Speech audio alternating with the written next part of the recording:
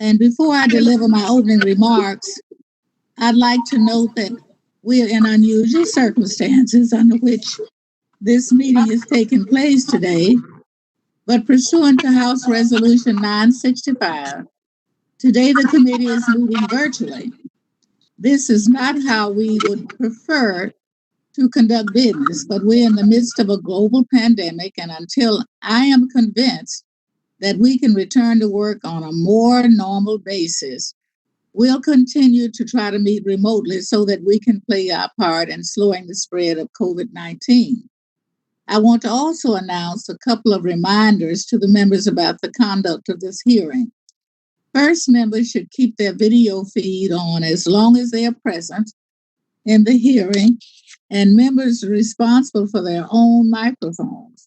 So just be mindful that you probably have a little bit more responsibility than usual than if we were in a regular meeting space. And please keep your microphones muted unless you're speaking. And finally, if members have documents they wish to submit to the record, please email them to the committee clerk, whose email address was circulated prior to the hearing. But if you don't have it, we can make sure that you do get it. I welcome you to the Science, Space, and Technology Committee's first virtual hearing. Today, we are discussing the impact of COVID-19 on the fire service community and how we can best leverage existing federal programs to expedite assistance to fire departments during the pandemic. I appreciate our witnesses being here under these unusual circumstances, but these are very important issues, and we look forward to your testimony. In 2018, medical aid calls totaled 64% of all the firefighter and EMS responses. Actual fires only accounted for 4% of those calls. In addition, the medical emergency response, the expanded mission of the fire service, included hazardous material response, enhanced technical rescue, and active shooter incidents. All of these missions require additional equipment, additional training, and additional staffing. COVID-19 is exacerbating what was already a chronic lack of sufficient funding for fire and EMS response given their broad mission. So during the COVID-19 public health crisis, we are relying more than ever on our nation's fire service to provide emergency medical response.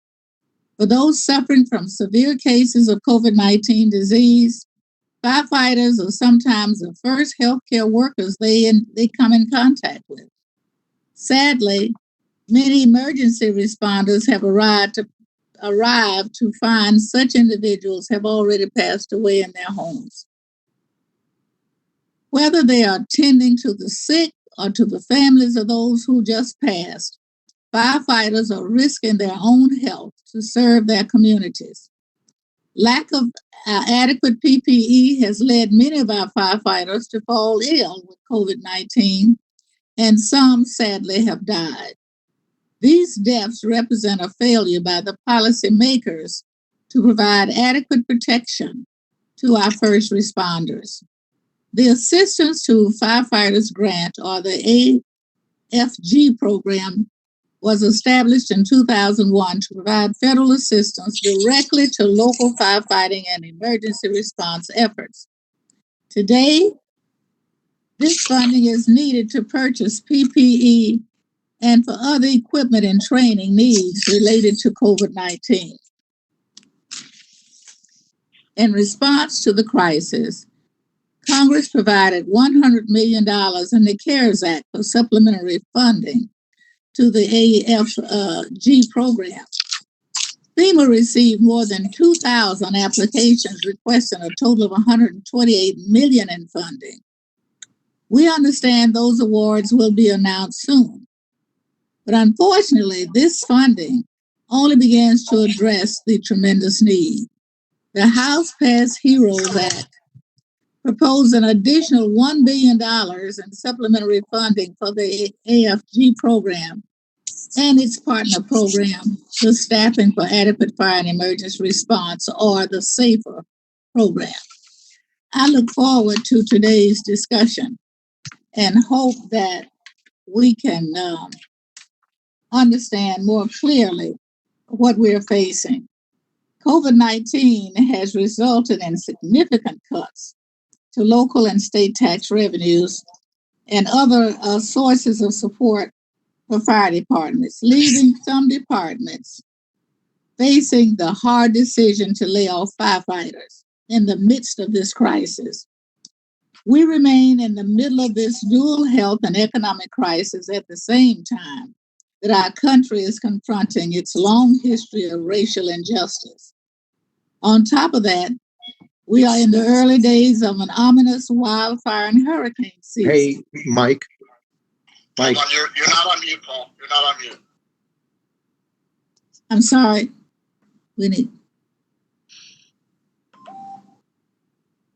Okay. We remain in the middle of this dual health and economic crisis at the same time that our country is confronting its long history of racial injustice. On top of that, we are in the early days of an ominous wildfire and hurricane season. This is a time of great uncertainty.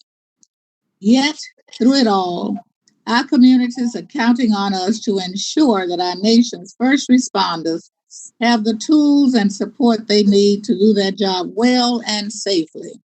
I look forward to today's discussion of how Congress can help ensure these brave men and women have the sources and resources that they need. And so now, is Mr. Lucas? Yes, I see him. Mr. Lucas, I'll recognize you for an opening statement. Thank you, Chairwoman Johnson. And good afternoon from the Science Committee hearing room in Washington, D.C. Several members are present participating in today's virtual hearing, and I can assure you we are all following CDC guidelines. In approving virtual hearings, the Rules Committee recommended the House committees make accommodation to ensure health and safety of participants. Several committees have held either in-person or hybrid-style hearings in recent weeks, and many of the members of this committee are here in Washington today. We have plenty of room, and this hearing could easily have followed suit. I want to first thank and also urge my good friend Chairwoman Johnson to continue to accommodate the in-person participation of members moving forward. Meanwhile, I want to welcome and thank our witnesses for joining us today in our first official hearing in nearly 3 months. We are fortunate to have 3 of the nation's top first responders on the panel to discuss fire and EMS department needs during the COVID-19 pandemic. As COVID-19 continues to spread in pockets around the country, our nation's first responders are the front lines and vulnerable to contracting the virus. Fire and medical emergencies don't stop during a pandemic. While many Americans have sheltered at home for the last few months, our first responders don't have that option. We must ensure they have the resources and the equipment they need to stay safe, healthy, and on the job. Firefighting activities and funding are primarily the responsibilities of state and local communities. However, for the past 18 years, the federal government has awarded competitive federal grants directly to local fire departments and emergency medical services organizations to help address a variety of equipment, training, and other related needs. The AFG awards provide funding for equipment and training to ensure the safety of our nation's first responders. SAFER awards help the departments hire, recruit, and retain firefighters to help maintain and increase the number of trained firefighters in local communities. This committee led reauthorization of those programs 2 years ago out of recognition that it was in the national interest to have well-staffed and equipped fire departments in the case of a national emergency. We didn't anticipate then what we would be now. Who would have guessed? But COVID-19 is now testing the nation's emergency preparedness system.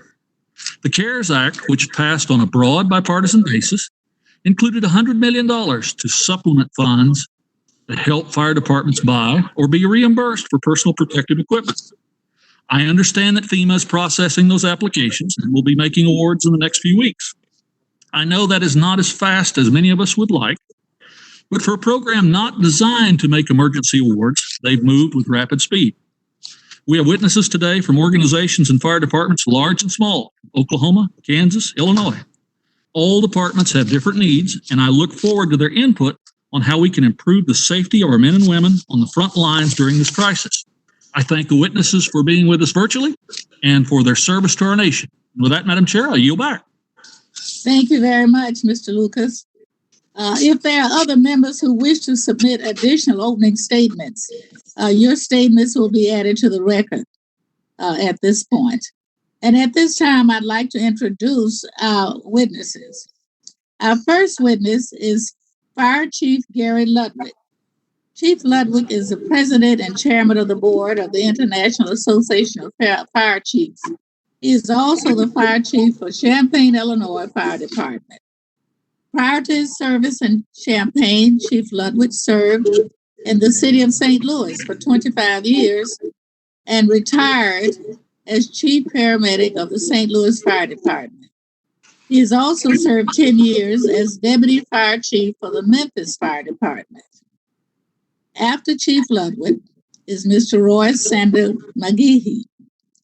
Mr. McGee is the International Association of Firefighters District 11 Vice President, representing over 27,000 firefighters in the state of Oklahoma, Texas, and the Panama Canal Zone. He is in his fourth term and have been first elected in 2004. As an IAFF Vice President, Mr. McGee provides advice, consultation, organizational resources to over 300 local affiliates in District 11. He served 25 years as a firefighter in Tulsa, Oklahoma, and retired from the fire department rank as fire captain. Our third witness is Mr. Steve Hirsch. Mr. Hirsch currently serves as chair of the National Fire Council. Mr. Hirsch is also training officer for Sheridan County Fire District Number 1, Thomas County Fire District Number 4, and Grinnell Fire Department, all of which are 100% volunteer fire departments. Mr. Hirsch also currently serves as first vice chair of the Kansas State Firefighters Association after serving as secretary from 2000 to 2018. As our witnesses should know, you will each have 5 minutes for your spoken testimony. Your written testimony will be included in the record for the hearing. When all of you have completed your spoken testimony, we will begin with questions, and each member will have 5 minutes to question the panel. And I will start with Chief Ludwig. Chief Ludwig, you can begin your testimony. Thank you, and good afternoon, Chairwoman Johnson, Ranking Member Lucas, and distinguished members of the committee. I am Chief Gary Ludwig, the President and Chairman of the Board for the International Association of Fire Chiefs and the Fire Chief of the Champaign Fire Department in Illinois. I appreciate the opportunity to testify at today's hearing. The nation's fire and EMS departments are at the tip of the spear in the fight against COVID-19. Regardless of whether they are from career, volunteer, or combination departments, fire and EMS personnel are providing aid every day to victims of COVID-19. When a person suffering from COVID-19 calls 911, fire and EMS personnel must meet them in their homes, provide aid, and transport them to the hospital. Fire chiefs across the nation are working tirelessly to protect their staff by supplying them with the necessary N95 masks, emergency gowns, and other life-saving supplies. Nevertheless, 55 fire and EMS personnel have died in the line of duty from exposure to COVID-19, and more than 1,000 fire and EMS personnel have been infected. We are having trouble getting critical masks, gowns, and sanitizing agents. Our firefighters were not originally considered a high priority for PPE or for testing, which led to quarantining firefighters while they awaited results. We are also concerned that we will again run into obstacles to inoculating our staff when vaccines are developed.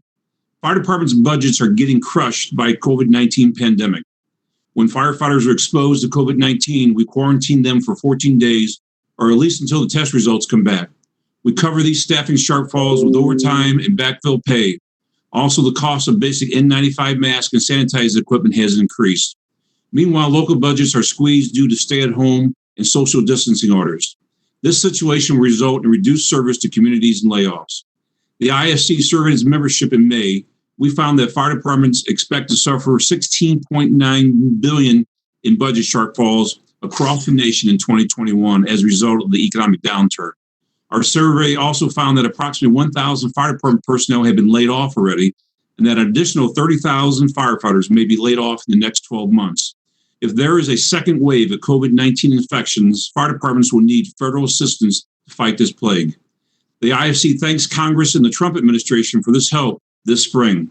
The CARES Act included a special appropriation of $100 million for the AFG program to cover COVID-19 expenses. FEMA has moved quickly to open the application period for these grants, which closed on May 15. DHS also waived requirements for FY 2019 and 2020 SAFER grants to make it easier for fire departments to hire firefighters to help their communities. I also recognize the leadership of the U.S. Fire Administration in being a helpful partner during this pandemic. As the nation continues to fight the COVID-19 pandemic and its economic effects, the nation's fire and EMS departments still need federal assistance. Fire departments will need financial assistance to weather the economic storm and serve their communities. The HEROES Act includes $500 million each for the AFG and SAFER grant programs. The AFG funds will help fire departments purchase PPE and sanitizing equipment for COVID-19 response. The SAFER grants funds will allow fire departments to rehire and retain firefighters. The legislation also waives local match and other requirements to help fire departments apply for these funds. We asked the Senate to pass these provisions. We also request $50 million for the Siren Grant program at HHS to support rural EMS. Fire departments must be top priorities for receiving PPE and sanitizers. Congress and the administration must work together to ensure a secure and trustworthy supply chain that purchases and delivers necessary equipment to local fire departments. Currently, fire and EMS departments must compete with the states to buy supplies on the open market. In addition, Chinese counterfeits are flooding the U.S., creating confusion. Fire departments must be top priority for testing and vaccines. In March, the U.S. Public Health Service listed first responders as second level and third level priorities. Due to the shortage of COVID-19 tests, it was difficult to obtain tests for fire and EMS personnel. Fire departments need to have access to rapid testing. In addition, Congress should ensure that fire and EMS personnel are top priorities for distribution of COVID-19 response. Fire departments must be notified of drug shortages. The FDA announced that shortages are possible for medications that can be used for COVID-19. However, we have not been informed about them. Fire departments need to know about potential shortages so they can work with state and local authorities to develop alternatives. Congress should support local volunteer firefighters. Volunteer firefighters are providing COVID-19 response to their communities with little or no compensation. They run the risk of exposure, endangering their families and being unable to attend their jobs. The House recognized this problem in the HEROES Act. This bill would exclude from federal taxation, state and local property tax, and up to $600 and other incentives for volunteers. We ask the Senate to support this provision. Congress should repeal the auction of the public safety spectrum in the T-band. 11 major metropolitan areas use the T-band for interoperable voice communications. For example, New York City, Los Angeles have relied on their T-band communications to coordinate the 911, law enforcement, fire, and EMS response to COVID-19. Under statute, the FCC has been directed to auction this vital spectrum by February 2021. The HEROES Act addressed this issue by repealing the T-band auction. We ask the Senate to support this provision. In closing, I thank you for holding today's hearing on fire and EMS response to COVID-19. The nation's fire and EMS services are need heroes in Washington, D.C. to help us fight this unseen enemy. I look forward to working with you to support local fire and EMS departments. Thank you again. Thank you, Mr. Ludwig. We now will have Mr. Roy McGhee. Thank you, Chairwoman Johnson, Ranking Member Lucas, and distinguished members of the committee. My name is Sandy McGhee, and I'm the District 11 Vice President for the International Association of Firefighters, representing more than 27,000 professional firefighters and emergency medical personnel in Oklahoma and Texas who serve as frontline workers in our nation's public health response to the COVID-19 pandemic. As pre-hospital healthcare providers, firefighters and emergency medical personnel are often the first workers in physical contact with COVID-19 patients.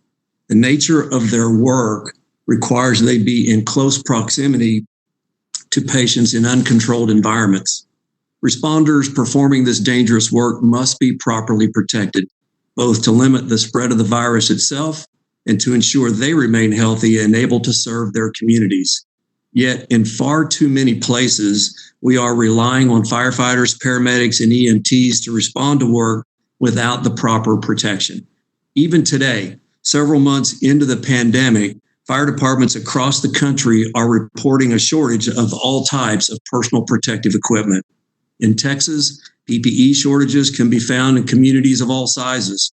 According to the Texas State Association of Fire and Emergency Districts, 2/3 of emergency service districts are concerned about a lack of PPE, and half said an inability to procure enough PPE has already affected responders. In Dallas, firefighters are reusing N95 masks many times, a practice which we know reduces their effectiveness and places firefighters and the public they serve at risk. At the same time, fire department budgets have been hit hard by the current economic crisis as local governments are facing decreased tax revenue and other significant fiscal pressures. This is particularly true in states such as Texas and Oklahoma, which rely on sales tax revenue to fund public services. As a result, many fire departments are facing deep budget cuts, with some already forced to lay off and or furlough firefighters. For example, my hometown of Tulsa, Oklahoma, relies primarily on sales taxes to fund public services. The economic slowdown at the start of the pandemic led to a drastic revenue reduction for the city. We're currently expecting a budget shortfall of over $2.7 million. Layoffs and furloughs are uniquely challenging as we continue to deal with the COVID-19 virus. As firefighters experience high-risk exposures to infected individuals, they are put in quarantine or isolation, placing further stress on the department and maintaining full staffing levels even that much more important. AFG and SAFER provide a lifeline to departments facing such challenges. We are grateful that Congress provided $100 million for AFG through the CARES Act to help local fire departments obtain needed PPE and related supplies, but we know that fire departments will continue to have significant unmet needs in the wake of the recession. We are pleased that the House included an additional $500 million in AFG and $500 million in SAFER to hire, retain, and rehire firefighters in the HEROES Act. In addition to adequate funding, fire departments should be granted waivers from certain statutory requirements under AFG and SAFER to allow those departments with budgetary challenges the flexibility they need to obtain necessary equipment and personnel. For SAFER in particular, departments should be allowed to use funds to retain or rehire firefighters. We also believe SAFER grantees should receive waivers from certain budgetary requirements, including the period of performance, cost share, maintenance of expenditures, and funding caps. We also support waivers of budgetary requirements under AFG, particularly waivers of the local cost share and maintenance of expenditure requirements, as well as funding caps. Together, these waivers will help fire departments save thousands of firefighter jobs and ensure firefighters receive personal protective and decontamination equipment that they need. Absent these waivers, the restrictions under the programs will likely dissuade fire departments facing fiscal challenges, those departments which need funding the most, from even applying for grants, potentially allowing desperately needed funds to go to waste. Finally, I'd like to thank the committee for the opportunity to testify today, and I am happy to answer any questions that you may have. Thank you. Thank you, Mr. McGee. And our third and final witness is Mr. Steve Hirsch. I now recognize Mr. Hirsch. Thank you. Chairwoman Johnson, Ranking Member Lucas, and members of the committee. My name's Steve Hirsch. I'm Training Chief for Sheridan County, Kansas Volunteer Fire Department, and I serve as Chairman of the National Volunteer Fire Council. The National Volunteer Fire Council represents the interest of the nation's volunteer fire, EMS, and rescue services. On behalf of the NVFC, I want to thank the committee for the opportunity to speak to you about the challenges that the nation's fire and emergency service organizations face related to COVID-19 and the role that the AFG and SAFER grant programs can play in helping us meet these challenges. I'm one of 745,000 volunteer firefighters in the United States. That represents about 67% of the nation's firefighters. All and mostly volunteer fire departments account for 82% of the nation's fire departments and protect 32% of the nation's population. My remarks will focus on the COVID-19's impact, especially in smaller communities where volunteers are most common, and how the AFG and SAFER grant programs can help.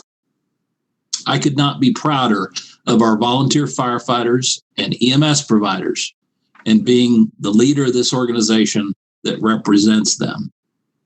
The NVFC has been running a survey to assess the impact of COVID-19 on our volunteer fire and EMS agencies. What we find is that 62% of the respondents overall have reported that they're running low on personal protective equipment or PPE, while 23% report that they've run out completely. 46% report that they have staff who are either unable or unwilling to respond. 50% report the inability to recruit new volunteers to be a significant problem. And 49% report that not being able to fundraise as being a major challenge to their department. The inability to train, to recruit, and fundraise are overlapping issues since they typically involve face-to-face interactions that COVID-19 has curtailed. Our primary concern, of course, is keeping our personnel safe. In a 2-month period from the end of March through the end of May, there were 54 documented fire and EMS COVID-19 related fatalities, including 18 who have been identified as volunteers at this point. Fire and EMS personnel are at a heightened risk of exposure, and the risk is made worse by the lack of PPE. Volunteer fire and EMS departments have been forced to reuse disposable PPE and in many cases to repurpose other items to serve as makeshift PPE.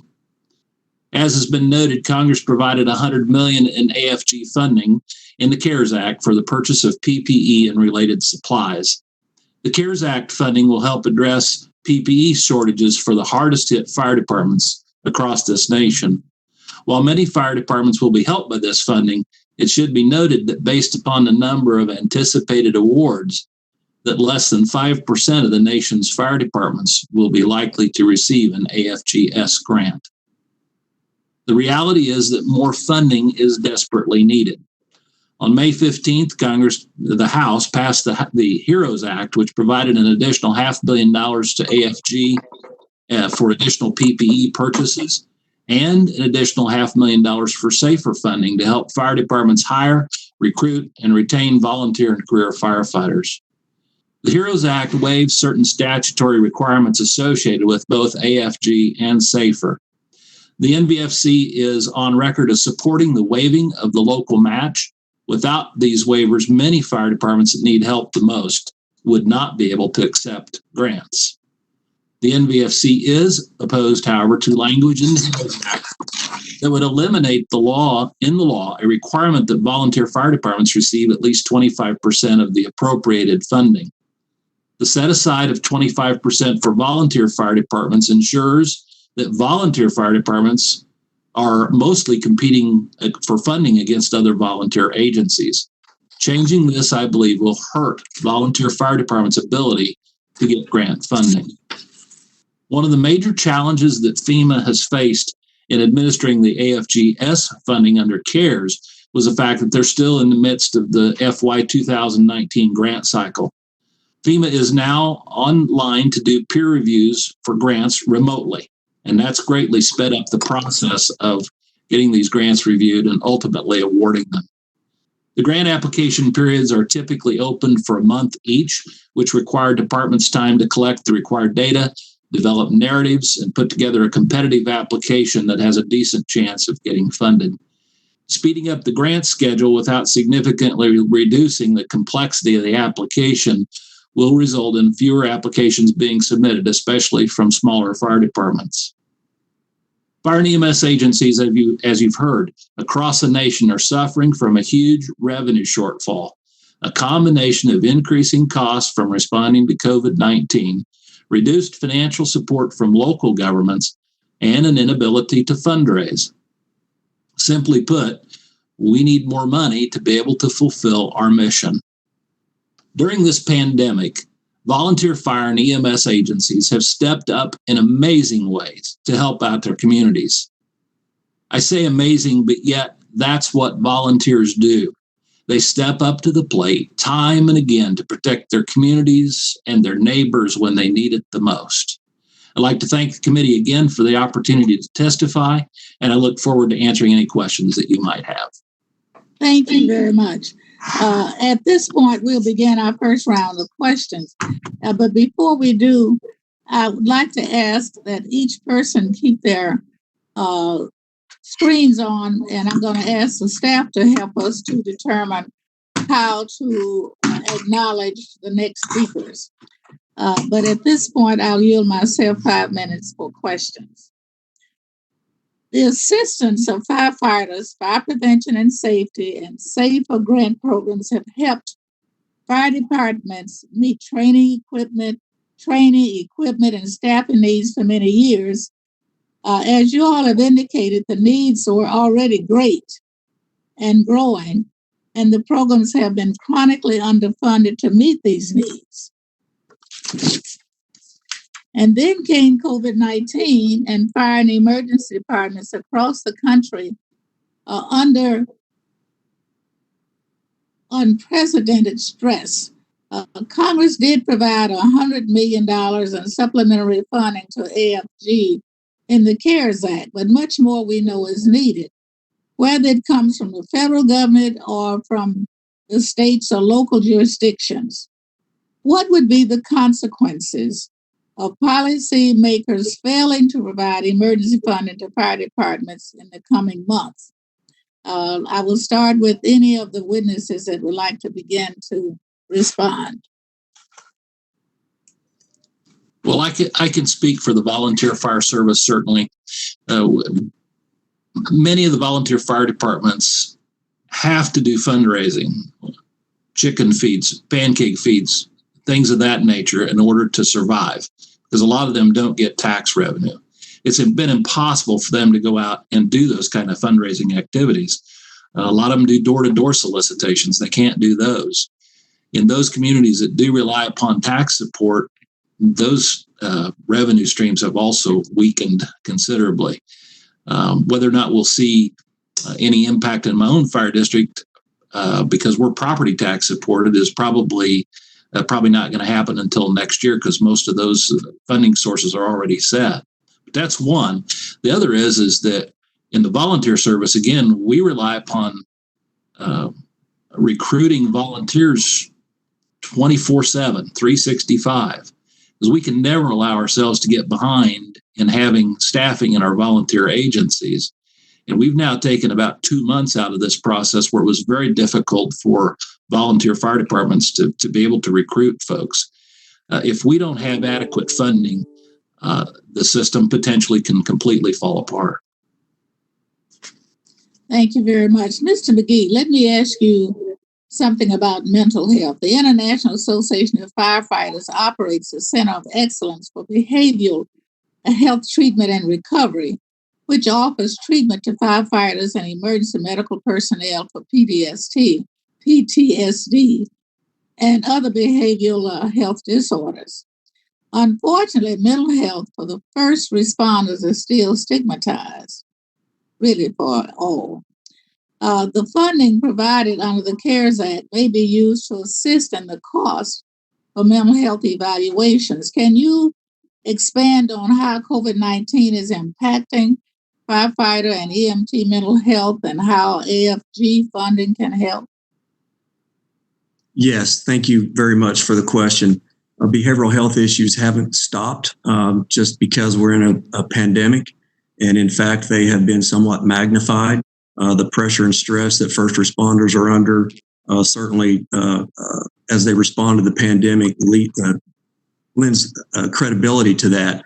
The issues that we're having are related to social distancing rules and our ability to travel and go places and seek the treatment that we need. For instance, at our Center of Excellence facility in Upper Marlboro, Maryland, the intake of new patients has slowed simply because of travel restrictions and the social distancing requirements, and we think that's a problem. consequently, what we're trying to do is find local areas or treatment facilities on a local basis for our members and firefighters to be able to receive the treatment that they need. If we don't have adequate funding, those kind of resources are going to dry up, and we're not going to be able to find or receive the training that we need, or the help that we need, I should say, for behavioral health issues that are magnified by our response to the pandemic. So we appreciate the money and the revenue that's available and has been made available from Congress. Well, thank you very much. I believe my time has expired. I need some help with that. So I'm going to now recognize Mr. Lucas.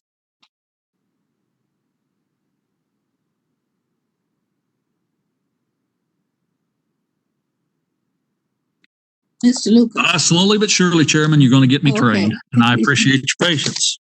So I will turn to the entire panel for my first question.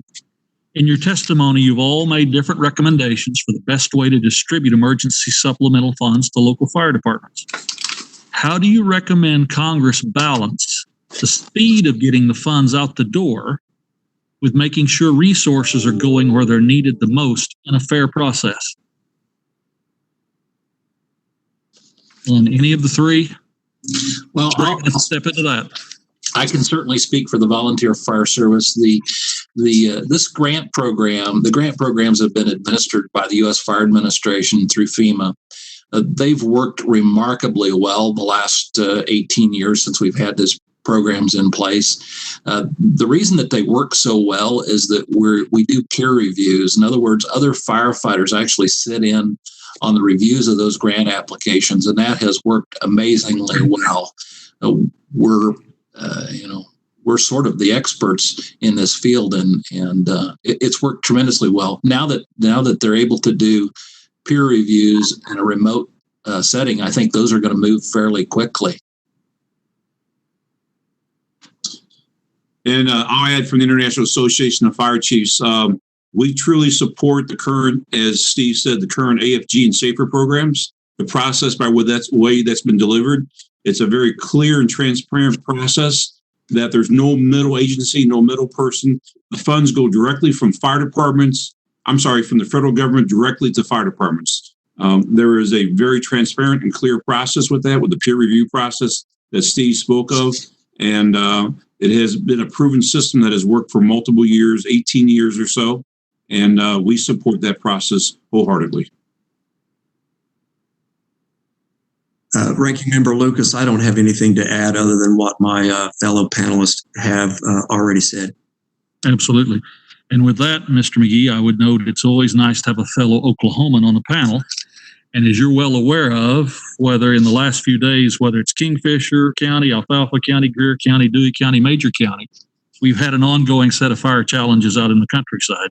Yes. You're well aware of that. And as you also know, I represent essentially the northwest half of the great state of Oklahoma, with many small volunteer fire and EMS departments. And although we've been very fortunate to have, compared to the rest of the country, a limited number of cases of COVID-19 in the 3rd District of Oklahoma, what have been the particular challenges for Oklahoma's rural firefighters during this pandemic? Because we've not faced anything quite like this in my lifetime. Sure. Thank you very much for the question. You're right. We haven't faced anything like this in our lifetimes, and it has. This pandemic has posed particular challenges to fire and EMS departments, regardless of their size. What we found so far, as this pandemic has unfolded in front of us, is the availability of PPE varies from jurisdiction to jurisdiction. Some fire departments are better supplied than others. Some have sufficient PPE, others do not. And we find that holds true whether it's in a rural setting, a volunteer setting, a combination setting, or a metropolitan fire department. What goes along with this difficulty in obtaining PPE in those areas where it is difficult is response protocols. Fire departments, regardless of size or location, have had to develop protocols on the fly. That holds true for volunteers, combination departments, and career departments. We've but firefighters have done what we've always done. We adapt to the situation and respond as best we can given the circumstances. Some departments are better situated than others, and I think that comes down to a local leadership or a local jurisdiction issue. But that's also why funding it to allow for the proper equipment and staffing is so important. For instance, in Stillwater, firefighters today are not permitted to wear N95 masks on a daily basis. Rather, they are mandated to wear surgical masks, which we know has a limited application. And they also are not afforded the appropriate number of Tyvek suits. They are only allotted a certain number per rig. And what we find, Congressman, is these kinds of situations are all over the map, and it depends on which particular fire department you're talking about. But those kinds of situations are not uncommon all across the state. Mr. Hirsch, if you wouldn't mind following up, how does that track with what you're seeing in the volunteer departments nationwide? I think very similar. Interestingly enough, of course, many of our fire departments in the southwest part of Kansas are working hand in hand with departments in northwest Oklahoma. They cross those lines with some frequency. Oh, yes. Because fires don't seem to know where the state line is. But, things just as simple, I guess, that would come to my mind would be, when rural fire departments are responding to motor vehicle accidents out on the roadways, we don't know whether someone's got COVID or not. So we have to take the proper precautions when we arrive on those scenes. And that's been a challenge for a lot of departments, making sure that we have appropriate PPE. We've been very fortunate to not have barely any cases in our particular region, but we can never let our guard down, because the primary thing is to protect our people. Because these with the volunteers, and it doesn't matter whether you're in Oklahoma or Kansas or Massachusetts or Alaska, they're leaving their jobs during the daytime, they're leaving their families at night, and they're running the risk that they bring it home to their families. The career people the same, but they're also running the risk that they may not have a job if they contract this stuff, or worse yet, and things that we've faced, very small departments, if you get one or two that contract COVID-19, all of a sudden you've got a fire department or an ambulance agency that are completely shut down. It's a big concern and a big fear. Absolutely, Mr. Hirsch. Absolutely. With that, Madam Chair, I appreciate the insights of our witnesses, and I yield back. Thank you very much, Mr. Lucas. Chair now recognizes Ms. Loughran. Thank you very much, Madam Chair, and Mr. Lucas. I think this hearing is very helpful. I have heard your testimony. All of you spoke about the need to eliminate the match requirement. I couldn't agree with you more.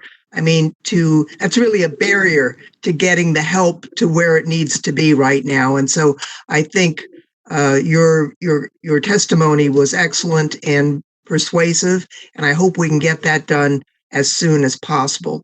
I would be remiss if I didn't also thank you for all you're doing for our country, each one of you.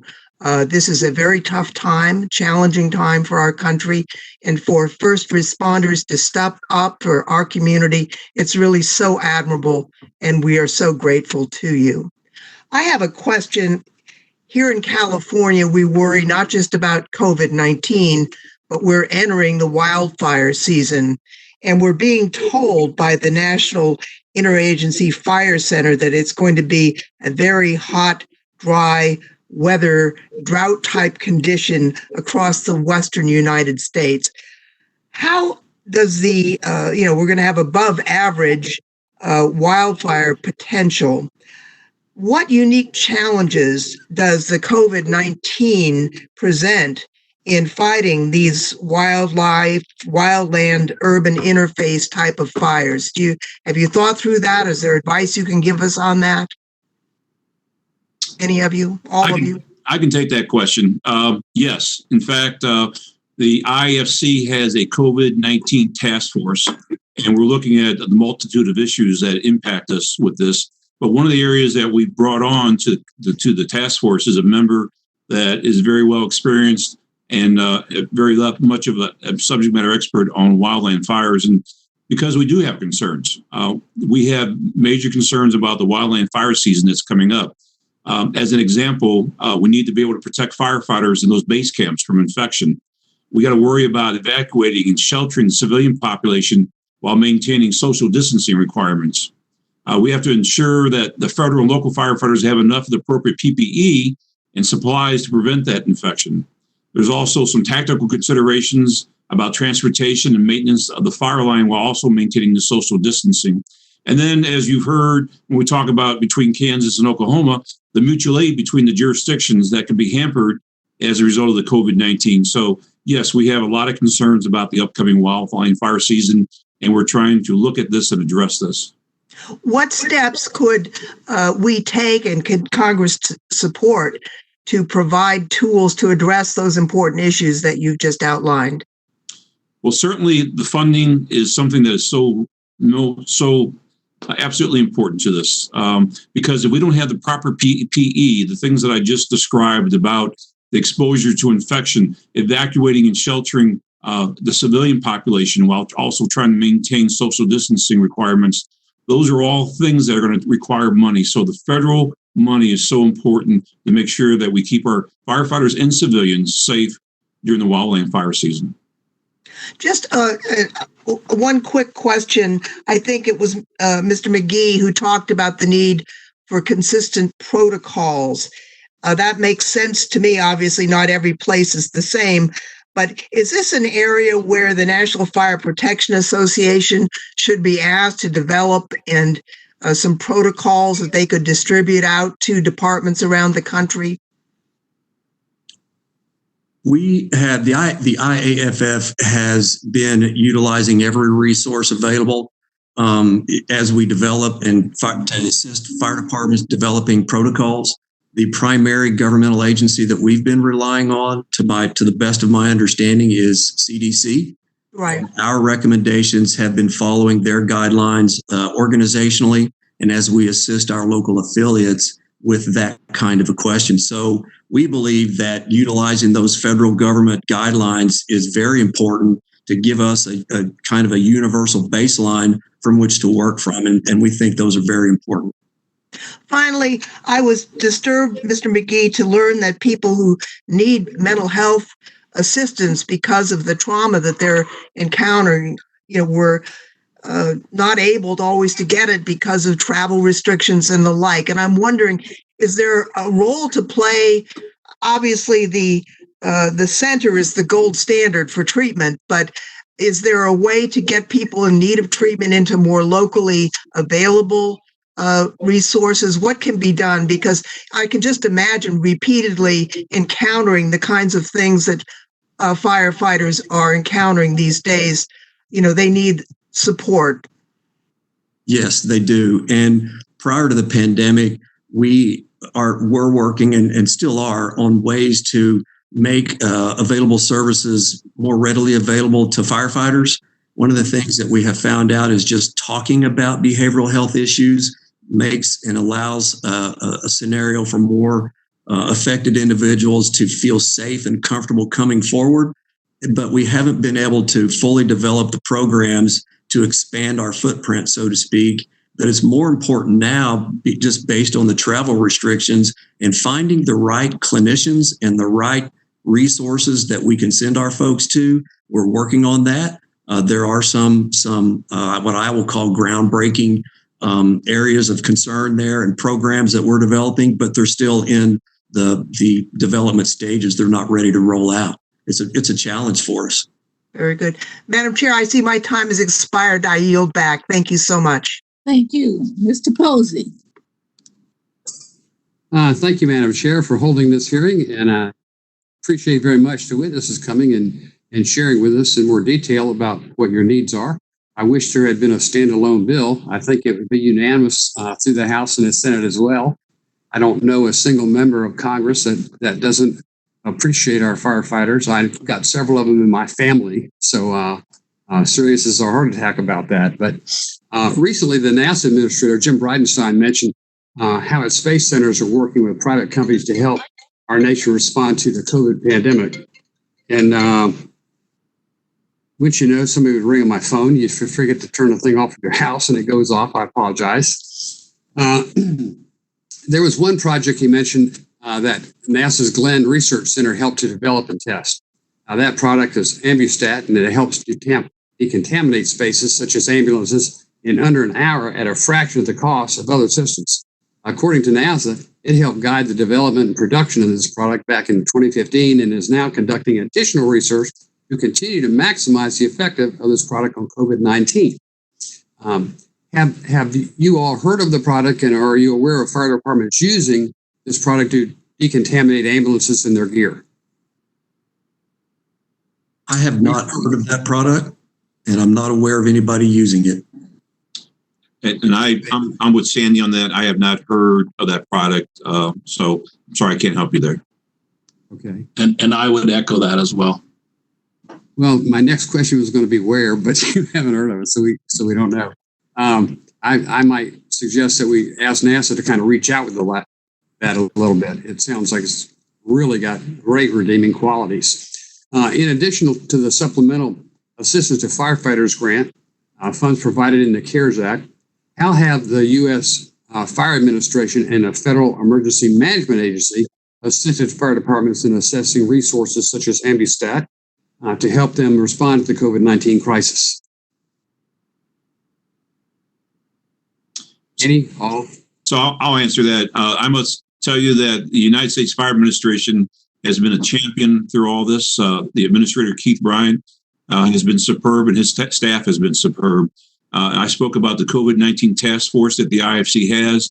We have a member of the United States Fire Administration that sits on there and it provides us, again, with subject matter expertise. Additionally, when we were suffering early on with the lack of PPE and getting issues through the supply chain, it was the Administrator, Keith Bryant, who helped us to bridge that gap with FEMA. And we had an hour-long phone call, actually, with the Administrator, the FEMA Administrator, Pete Gaynor, about the supply chain issues that we were having, the lack of PPE for fire departments. And so I can't say enough about the current Fire Administrator and United States Fire Administration about how responsive they've been through this. Awesome. Well, thank you. We hear so many conflicting reports about the administration, and it's good to hear that things are connecting the way they should be from Washington to the homeland. Yes, I can't say enough about the Administrator and his staff. They're outstanding. Well, thank you. Thank you, Madam Chair. I yield back. Thank you very much. Mr. Lipinski. Thank you, Chairman Johnson, for holding this hearing. I want to start out by talking about an issue of coordination. In my district, there are a few suburban fire departments that are coordinating together in the Illinois Mutual Aid box alarm system. And I supported their joint application for an AFG COVID-19 supplemental grant so they can continue their collective regional approach to securing and sharing resources, including PPE, as needed across the region. So these close relationships also allow them to share best practices and PPE protocols so that as they respond to calls together in their communities, they can be confident their colleagues are taking the same safety precautions. So I know that many departments across the nation work together side by side in the field, even if they don't have a formal partnership. I'm wondering if any of the witnesses have thoughts to share about regional standardization of policies for proper use of PPE. So, Congressman, I'm from Illinois, like you are, and I'm very familiar with the MABUS alarm system. I'm in Division 28, and we try to standardize where we can, but we also use best practices as recommended by the CDC and also the World Health Organization. They also have some best practices also. And so when we try to standardize our approach with PPE across regions, we try to follow the experts' leads in that regard. And I think the volunteer fire service has done much of the same as far as following the guidelines. It's a little more difficult in volunteer organizations because they are pretty much standalone and don't have a whole lot of organization with other than in Illinois where MABUS exists, but a lot of us don't have that. I'm not aware of any formal programs in the area that I serve, but we are certainly open to the idea and further discussion on that issue. All right. One other question I wanted to ask is, I represent part of Chicago, but I also have a lot of suburban areas that have a number of smaller fire departments, fire districts. Do you have any, Chief Ludwig, do you have any suggestions on how these smaller departments and districts can remain competitive for these grants? Because that's an issue that they're always asking about. Sure. So that's an interesting question, and I thank you for the opportunity to address that.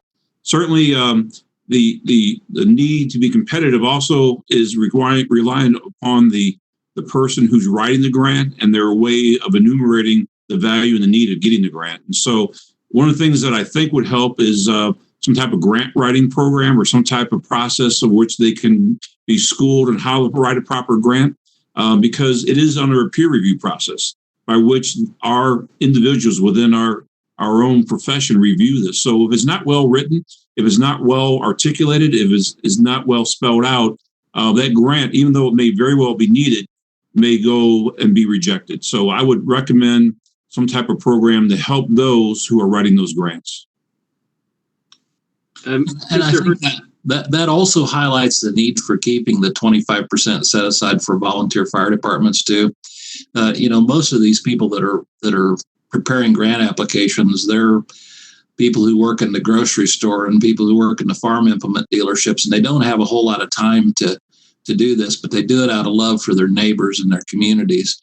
And keeping that set aside is very important to the volunteer service.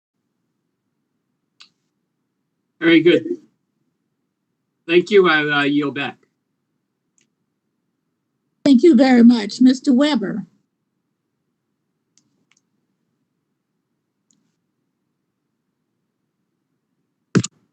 I think I've got my microphone off. Can y'all hear me okay? Or my microphone's on, rather. Can you hear me? Yes. Okay, thank you, Chairwoman. I appreciate that. Lots of questions. I know there's been some talk about the inability to give PPE. Of course, we're dealing with the pandemic that, unless some of y'all talked about it earlier, we've never seen anything like this before. And so it was really interesting to get caught in this predicament. You've got the federal government, of course, you've got state governments, and you've got local governments. One of the lessons I hope we've learned, and I'll let our witnesses weigh in on, is the fact that we need a very, very good relationship between the federal government, between the state governments, and I would argue the state governments in this instance, more for the protection of their citizens because they're closer to the cities, closer to the counties, and closer to the effects that are happening in their particular state.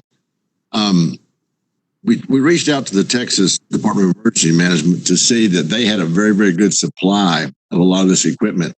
And unfortunately, I think the smaller communities weren't able to reach out, and even some of the medium communities, some of the agencies weren't able to reach out and deal on a level where they could get enough PPE because they were probably satisfying some of the larger communities. But I hope that we all learn a lesson and that we have a better supply chain or a communication chain or a process where we go, at least especially from the states to the counties to the cities. To the witnesses, are y'all seeing that now? Steve, let's start with you. Certainly early on in this, the supply chain was pretty weak. The folks that we would normally buy stuff from, those supplies were gone, and then they became rather expensive. I don't know that it's as major of a problem out in my part of the country as it has been, simply because we just haven't had the COVID cases in this part of the world.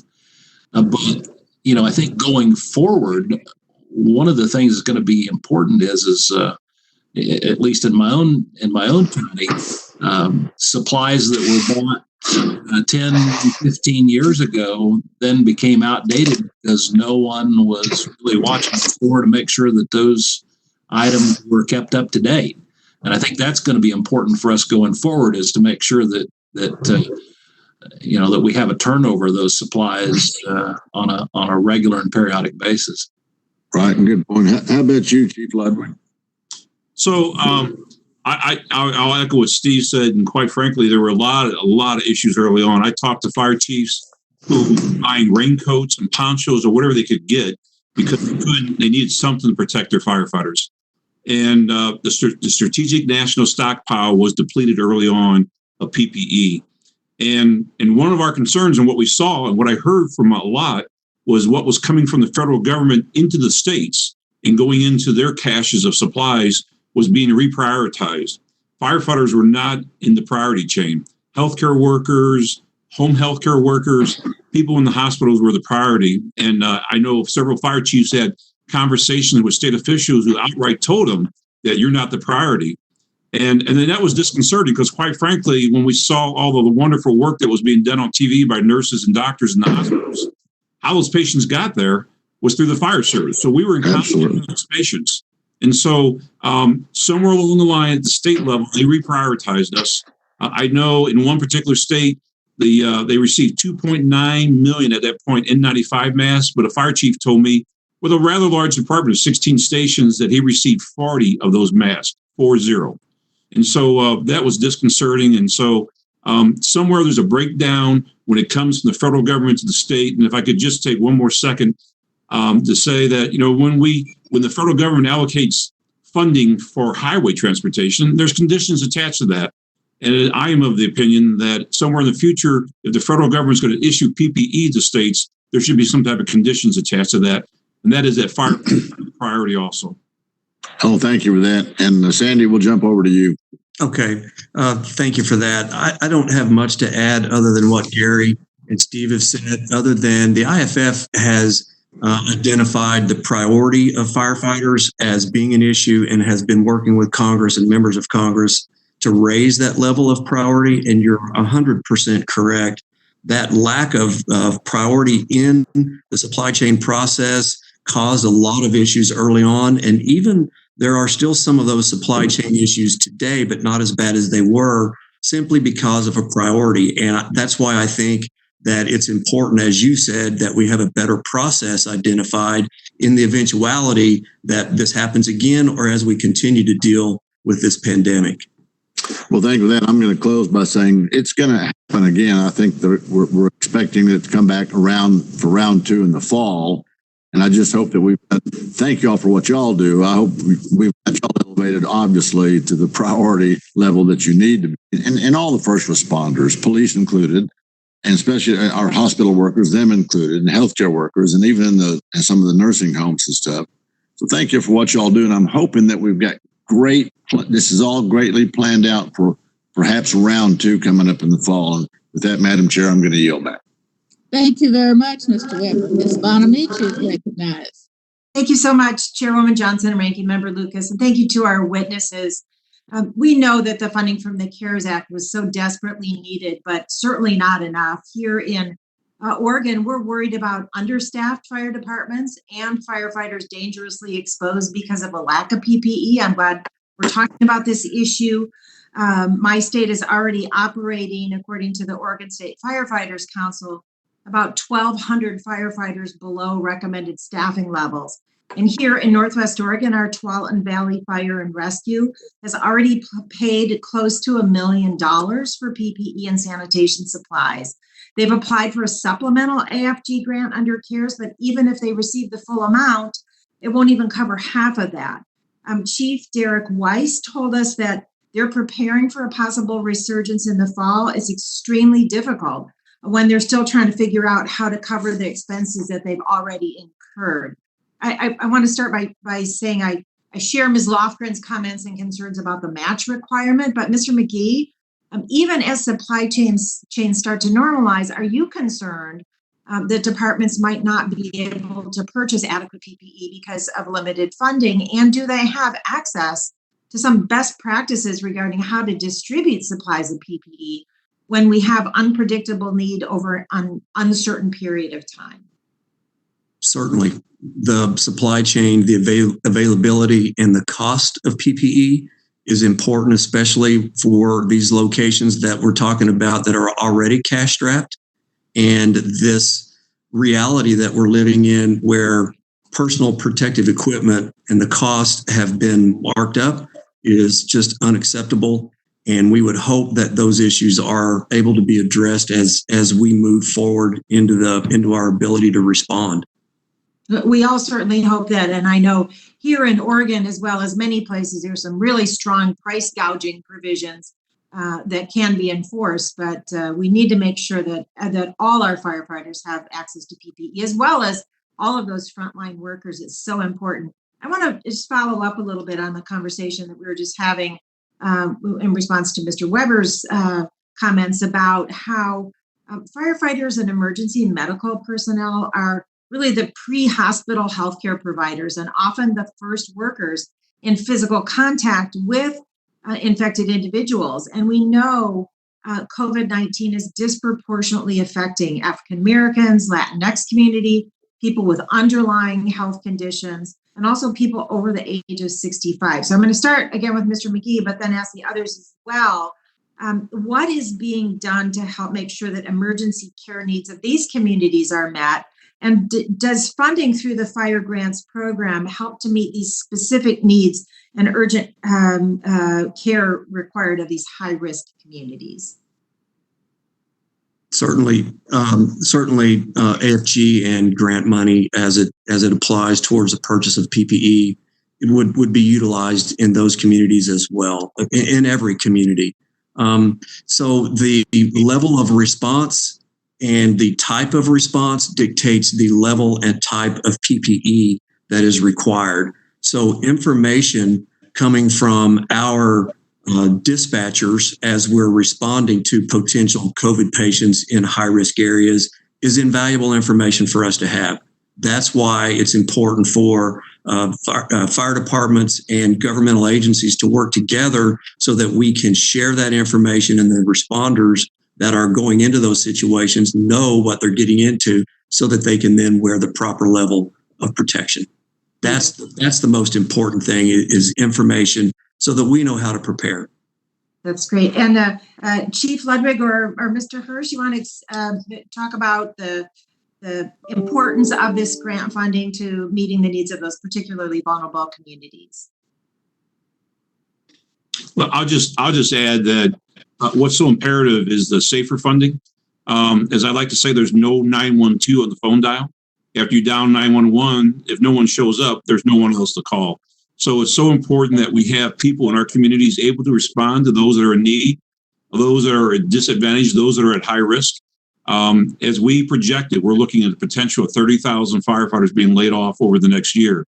Safer funding would help that. We're not asking for additional firefighters. We're just asking to retain those that we currently have through that safer funding. Safer would also help volunteer fire departments in the fact that they could use that for recruiting and retaining firefighters. So it's so important that the safer funding be there to respond to those that are in need and those that are disadvantaged, as you ask. Well, and I know, Mr. Hirsch, you met in your testimony, you talked about the issues of recruiting and how that's really challenging because of the physical distancing and restrictions on gathering. So how is recruiting going? Well, we've got significant problems in the number of volunteers all across the nation, anecdotally and statistically speaking. This certainly isn't going to help that. We've seen a decline in the number of volunteers over the past 20 to 30 years. And this is we've taken 2 months out of the process here of being able to recruit people. But I will tell you too that fire departments they're amazing bunches of people who will make do. They'll take the lemons and they'll make lemonade out of it. We recruited people during the pandemic. We were doing in my little rural fire department in very rural, remote Kansas. We were doing Zoom meetings every week in lieu of doing in-person meetings, and we actually recruited people in that fashion. There's ways to do it, but certainly we have to. Recruiting is one of those 24/7, 365. You ever get behind the curve in the volunteer service? it's all over, because you always have people coming and going, and you got to keep them coming in the front door all the time. And I have rural firefighters here in Northwest Oregon. And I really appreciate the need to recruit and make sure that we can keep all of our communities safe. Thank you for all the work you do. I yield back, Madam Chair. Thank you. Thank you very much. Mr. Babin. Okay, thank you, Madam Chair. Can you hear my voice? Yes, we can. We can see you too. All right, good. Thank you. Appreciate it, Madam Chair. And I just want to say thank you to all three of our witnesses for being here with us today, and a special thanks to our first responders, and in this case, our firefighters. I have a tremendous amount of respect for the work that these men and women do every single day to keep us safe. And as a representative of Southeast Texas, I'm too familiar with the dire circumstances that many firefighters find themselves working in during hurricane season, and that is storm rescue and recovery. My district, from the Houston suburbs to the Louisiana state line, continues to be hit by 200-year floods and record rainfall. I have a number of volunteer fire departments, one of which is Pasadena, Texas, which is probably one of the largest, if not the largest, single municipality volunteer fire department in the country. But when these hurricanes hit, firefighters and first responders are always there, no matter the conditions. We're entering into yet another hurricane season. One tropical storm just came through last week into Louisiana. We have the resources. They've got to have the resources they need to respond to these disasters. And if they do happen, and it's not a matter of if, it's a matter of when. And so my question to all three of our witnesses here today is simply this: what is needed to better prepare our firefighters for hurricane season? And what does the current resource cache look like for disaster preparedness across the country, and specifically in our state of Texas? Thank you.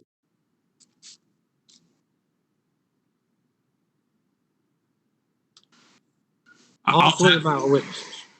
Yes, sir. Go ahead. I'll go ahead and tackle that as best I can. I don't know specifically how your cache of supplies looks like in Texas, but I do know that one of the most valuable resources that the fire service has during a hurricane is our USAR teams, the urban search and rescue teams. There's 28 of those teams that are federally funded around the country.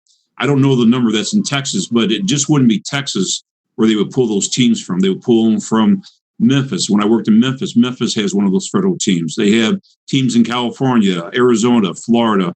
I know that the team in Memphis was pulled down during Hurricane Katrina and some of the other, like Wilma and Rita. So it's so important that federally those teams are supported, not only financially, but also administratively. And so because those additional resources are truly needed during a hurricane or some other cataclysmic event like that. And I don't know that I can necessarily address hurricanes either, being a flatlander out here in the middle of Kansas, but certainly the same types of thoughts go through my mind and went through my mind when we first started into this, because we're in Tornado Alley. And while it's certainly not necessarily to the degree of a hurricane, it is something that we sit down and plan for as well. How do we handle those type of natural disasters in the event that we're still in the middle of COVID-19 response? It's a difficult thing to plan for. I'm a little familiar with the hurricane response in Texas. I've responded and been there in the state for every hurricane that's been come across Texas since 2004, I believe. One of the biggest issues in relation to hurricane response, disaster preparedness, certainly is equipment and people. Those are the two biggest things that we need. Organizationally, the IAFF has a disaster relief program where we can assist firefighters and others as they come out from under the storm response. But one of the issues that we found is communication with existing state agencies.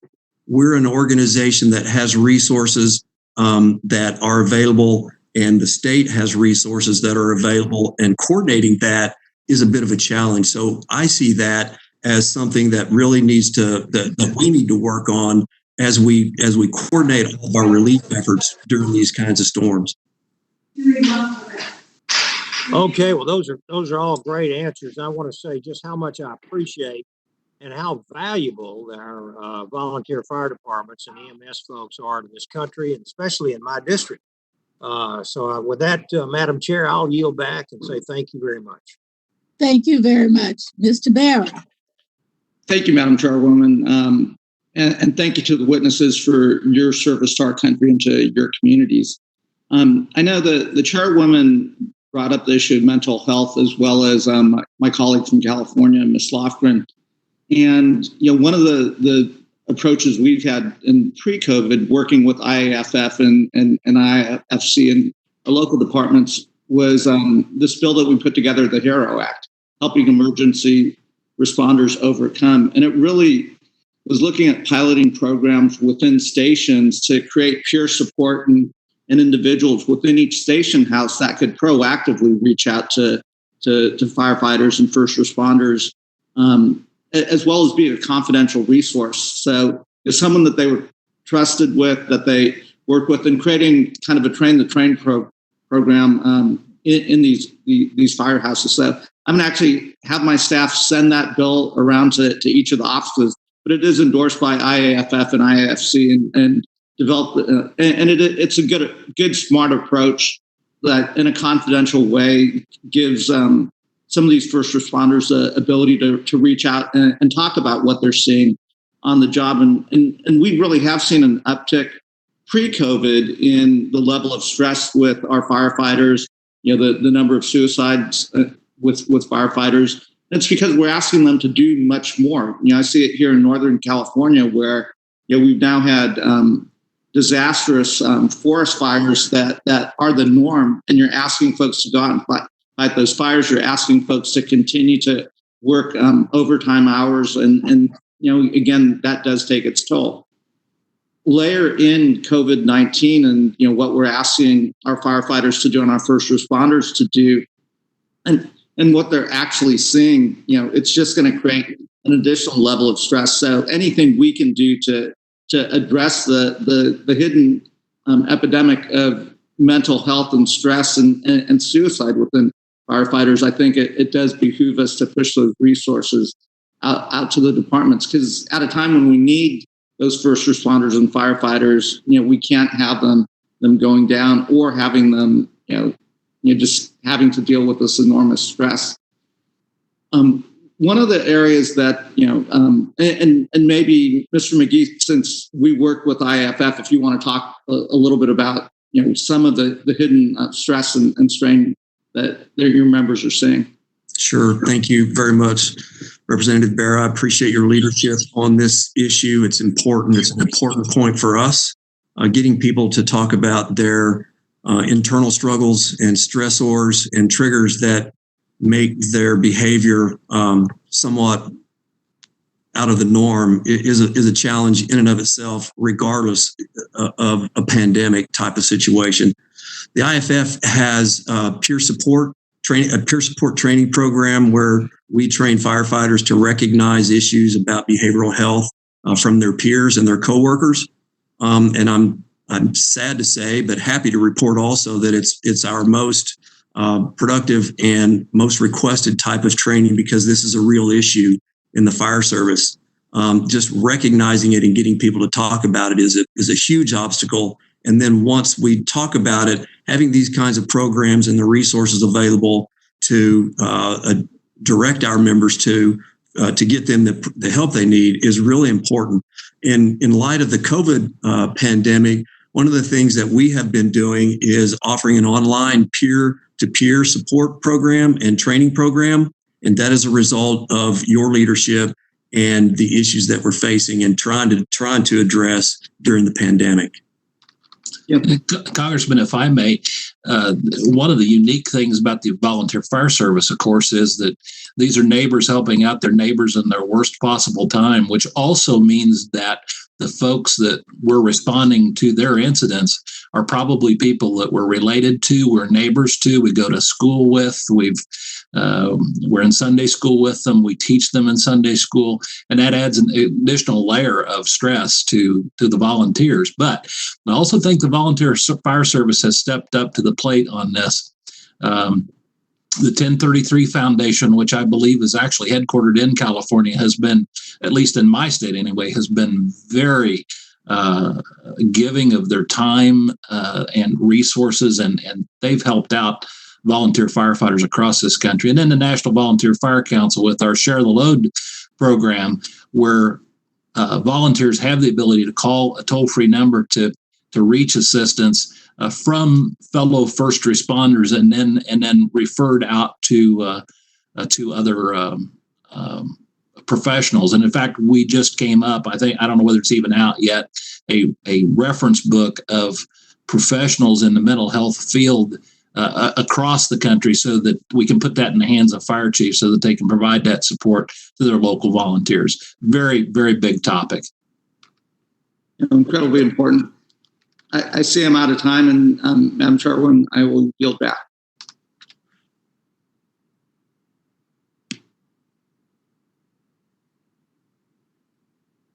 Thank you very much, Mr. Barrett and Mr. Biggs.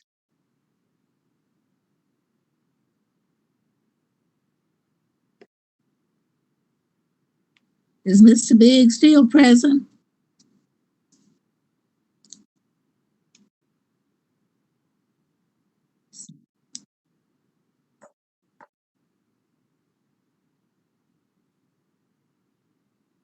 Well, we'll move to Mr.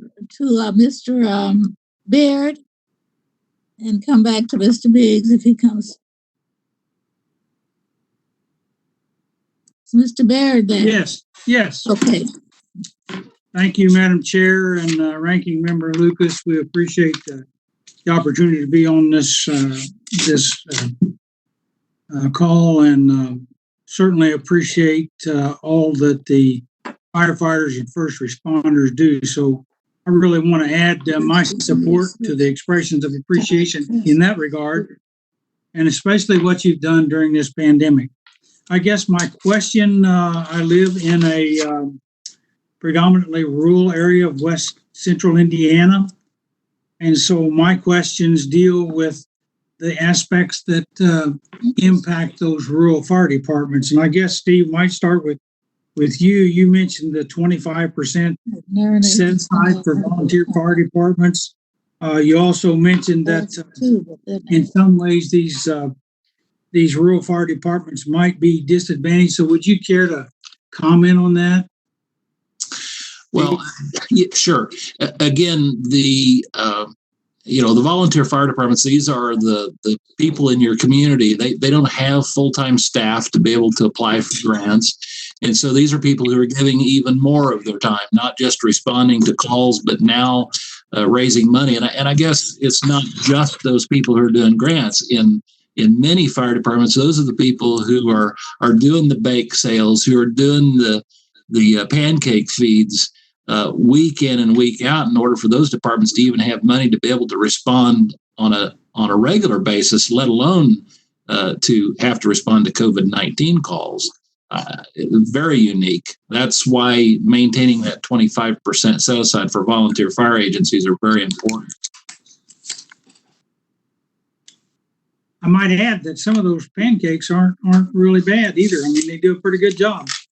That is correct. I'm vulnerable to that. Anyway, Gary, would you mind commenting? You mentioned something, I think, in your testimony about not having access or having shortages of some of the medical medications. Could you clarify that so make sure I understand what you were talking to or making reference to? Yes. There? Yes, Congressman. There are certain drugs that we require, that we use, and that we use those in advanced life support procedures.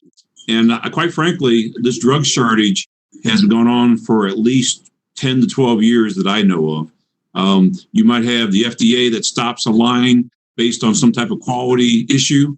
You might have a drug company that decides that they're not making a profit on this type of drug, so they'll switch their line to another type of drug. And so we've seen this drug shortage for an extended period of time.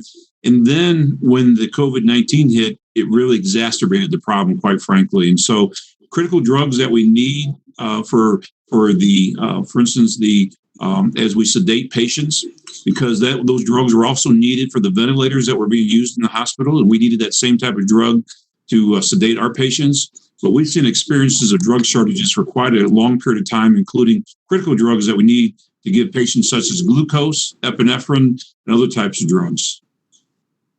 So maybe we need to coordinate that with the PPE to make sure you have access to that on a regular basis. Is that? Yeah, yes, that's correct. And there's just a multitude of issues that complicate that, including us not even receiving notice from some of the drug manufacturers that they're shutting down a particular line. And all of a sudden we have a sudden disruption of that supply chain. So there needs to be some type of advance notice of that. So, Madam Chair, I can't see my clock, but if I've got another minute, I do have another question or two. So You can ask another question. thank you. So, Sandy, on the protective PPE equipment and so on, are there additional things that you think we need to help protect firefighters? I mean, we've already discussed how many times they're the first ones there and interact in close proximity to some of these people you go take care of. So, Sandy, I'm asking you if you got any additional thoughts there of the kind of equipment that maybe we don't have, or if what we are providing is adequate. I think, Congressman, thank you for the question and the opportunity to respond. I think the important thing is the equipment for sure, but I also think that the experience of the first responders, firefighters, fire chiefs that have already developed some protocols and the experience that they have obtained during this initial pandemic response is going to be important as we go forward. All of the money that is allocated by Congress in AFG and SAFER, to be quite frank, is appreciated, but it's simply not enough. And the type of equipment that we need, the supplies are short to begin with, and being able to plan and develop our requests and our needs early on is important, and that's why this funding is so important.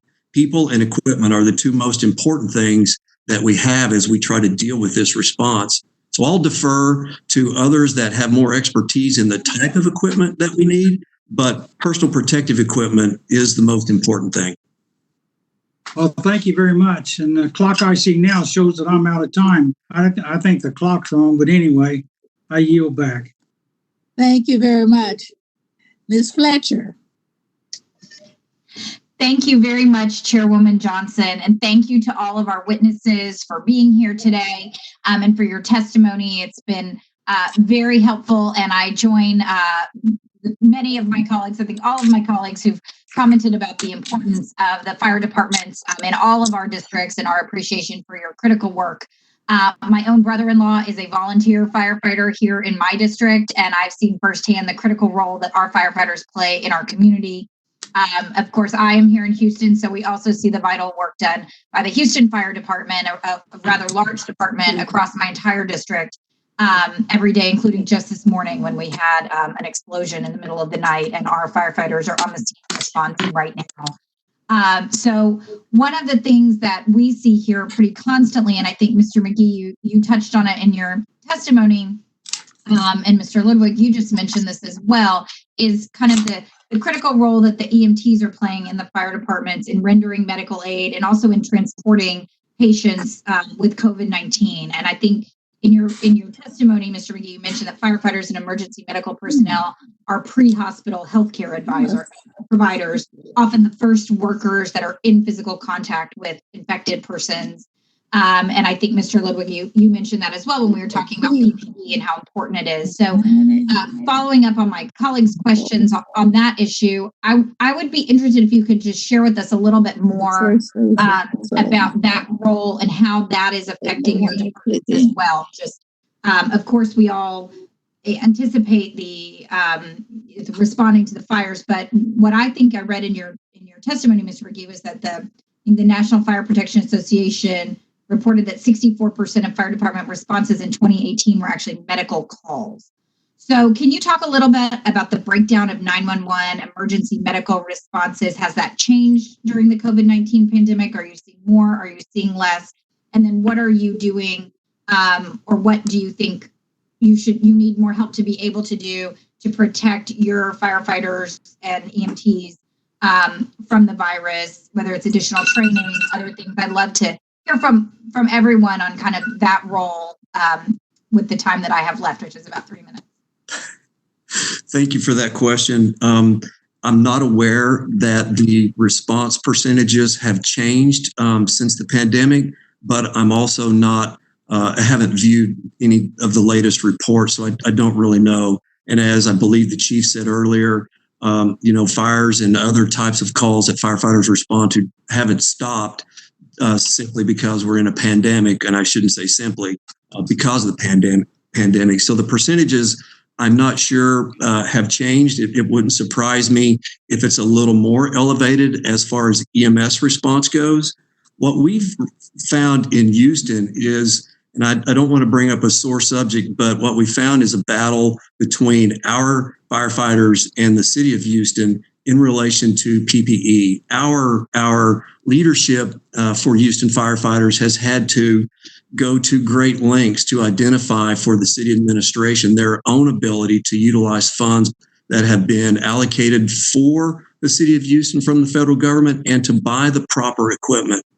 We're talking about a lack of gloves, face shields, body isolation suits, the Tyvek suits that I was referring to. And for a city of 4 million people, that's a real problem.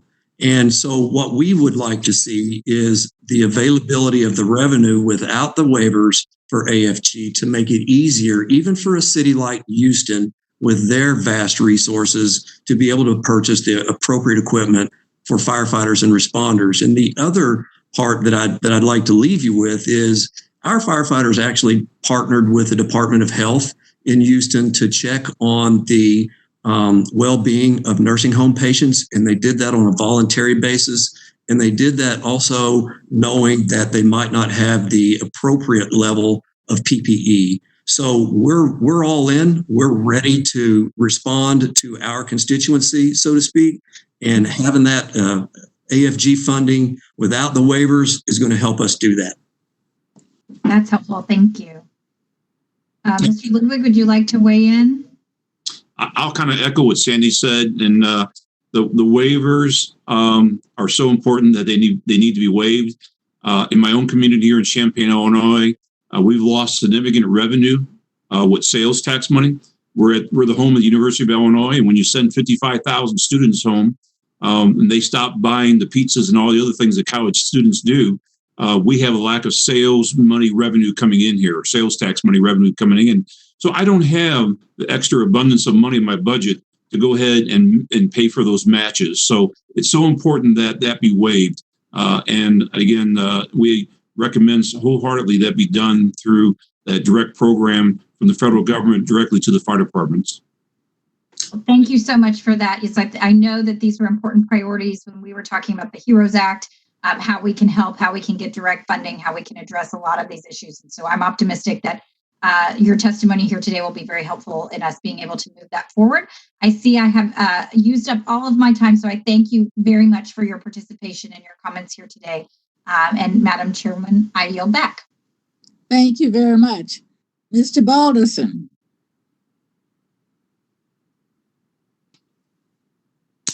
Thank you, Chairwoman Johnson, and thank you for holding this hearing today. And thank all our panelists here, and thank you very much, as everyone has said, for your service. Very grateful for everything that you all do. My first question is for Mr. Hirsch.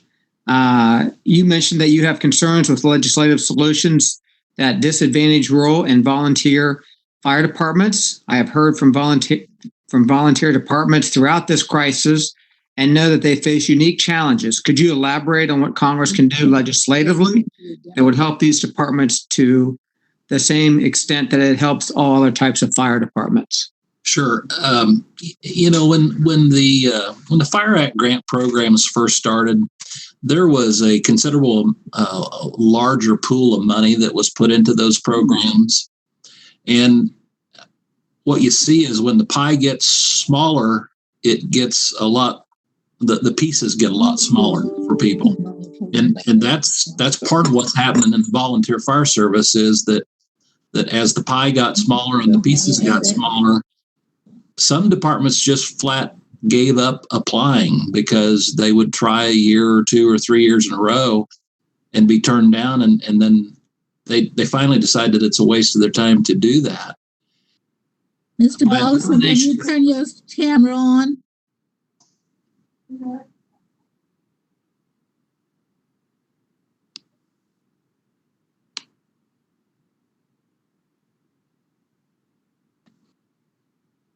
I'm sorry. Okay, we see you. Okay. So, when you take the pie and you make it smaller and then you cut the pieces even smaller, it makes it very difficult for volunteer fire departments. And that's why it's so important to keep that 25% set aside. I would add too that one of the unique challenges, and I've mentioned this before, of volunteer, especially EMS agencies, I think even more so than some of our fire agencies.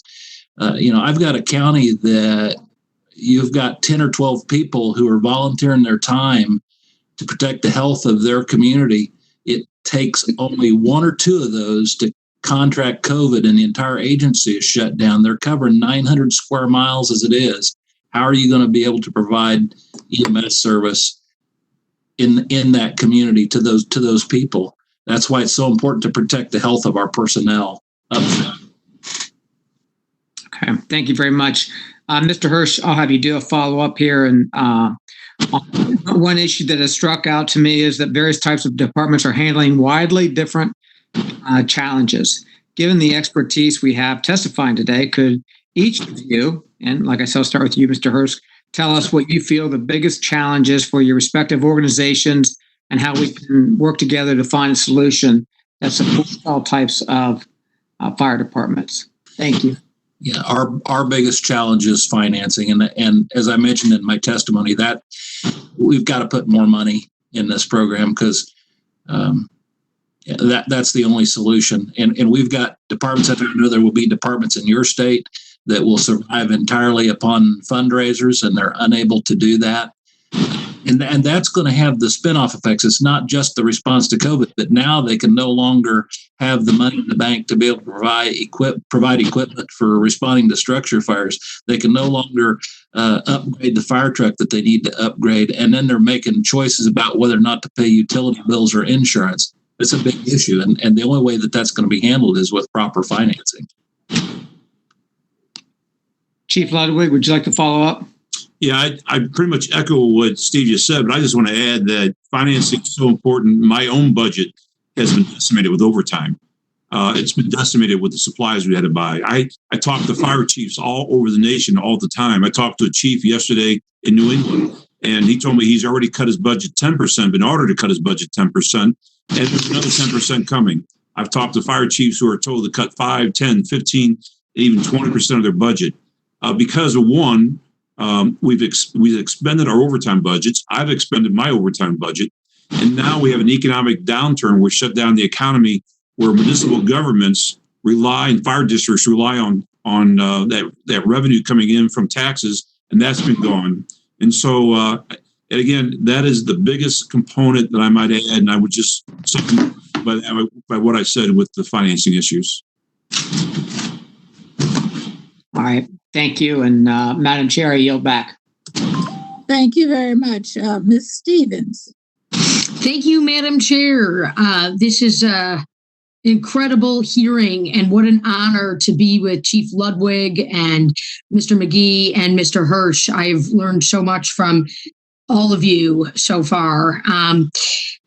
As you may know, Congresswoman Tlaib and Senator Gary Peters have taken actions around addressing the waiver requirements, particularly for SAFER grants. And this is forthcoming legislation in the House through Congresswoman Tlaib, relief for local firefighter departments during COVID-19 Act. We are so proud of our fire departments here in Michigan and the way that they have stepped up in this pandemic. I think back to last summer being with my friend Bill Stubbe, who runs the Plymouth Township Fire Department, Ken Chapman at the Highland Department for fires, and the technology, the innovation. That's what we do here on the Science Committee, and what goes into those trucks. And and you're doing things so quickly, and you need to know where everything is and its standards and its great operations. And these SAFER grants and the AFGE grants, frankly, are just so critical for us being able to execute. And Commerce Township, in particular, my colleague, Township Supervisor David Scott, with his fire department, we got him a big SAFER grant. Auburn Hills, big SAFER grant. Rochester Hills, big SAFER grant.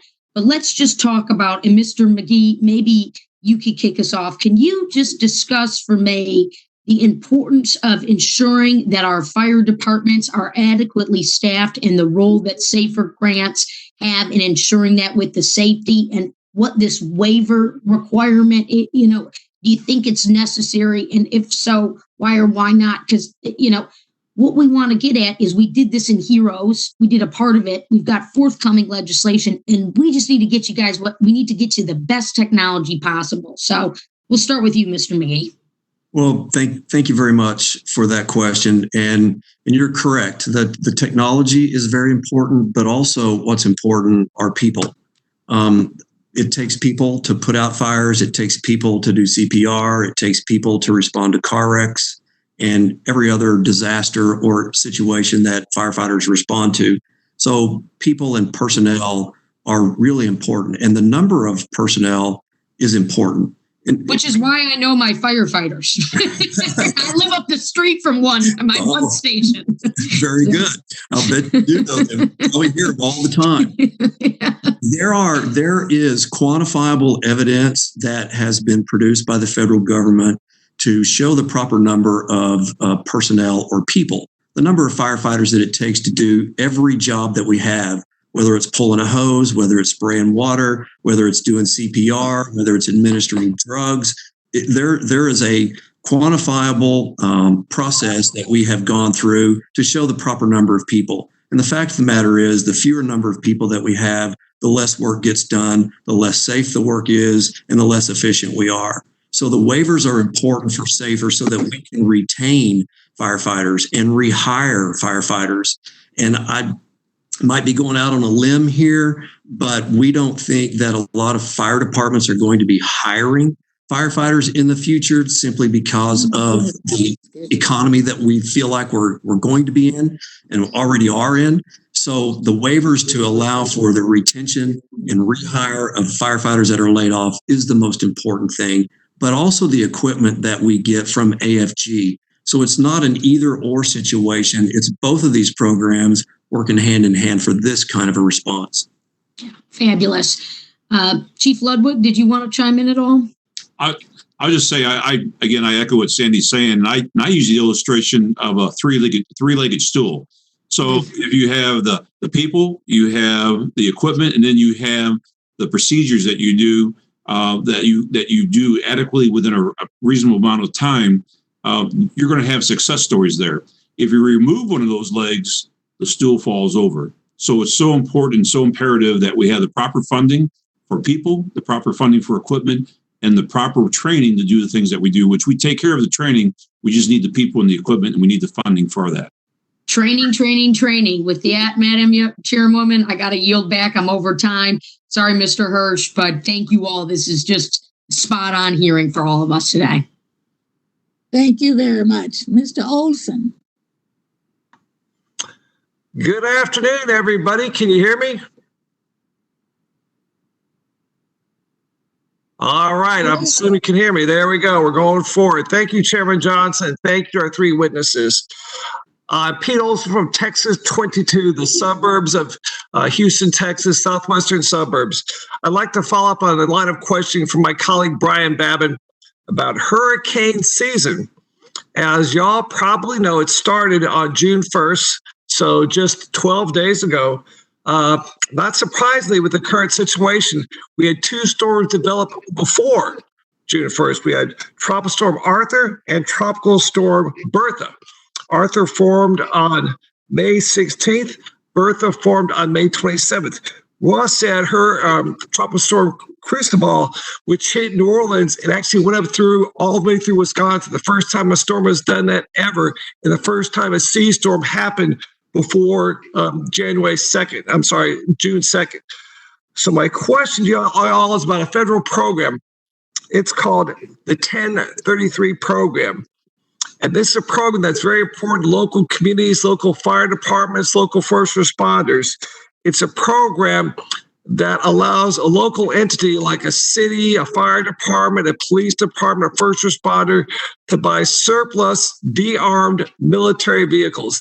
These vehicles are worth nothing to DOD. They're de-armed. And the only weapons these things can have is basically someone goes to their local Whataburger, gets a straw, and has a spit wad. That's all these things can do. And these things are very important for local communities to have during hurricanes. For example, Hurricane Harvey hit in 2017.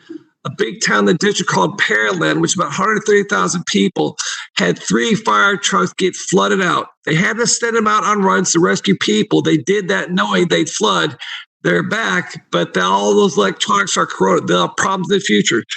This program has some controversy, but again, it's very valuable to our local communities. So I'd like all of you to discuss how important the 1033 program is to have you guys do your job in times of hurricanes, river floods, disasters, fires, whatever.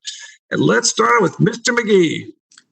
Thank you for the question, Congressman. I have no experience at all with the 1033 program, and I wouldn't feel comfortable commenting on it. It sounds like it's something that we need to learn more about. Okay, thank you. Mr. Ludwig, Chief Ludwig. Thank you. I have no knowledge of the 1033 program either. I do know that the IFC has a software program that we're trying to get states to buy and be a part of. It's called NMAS, and it deals with national mutual aid.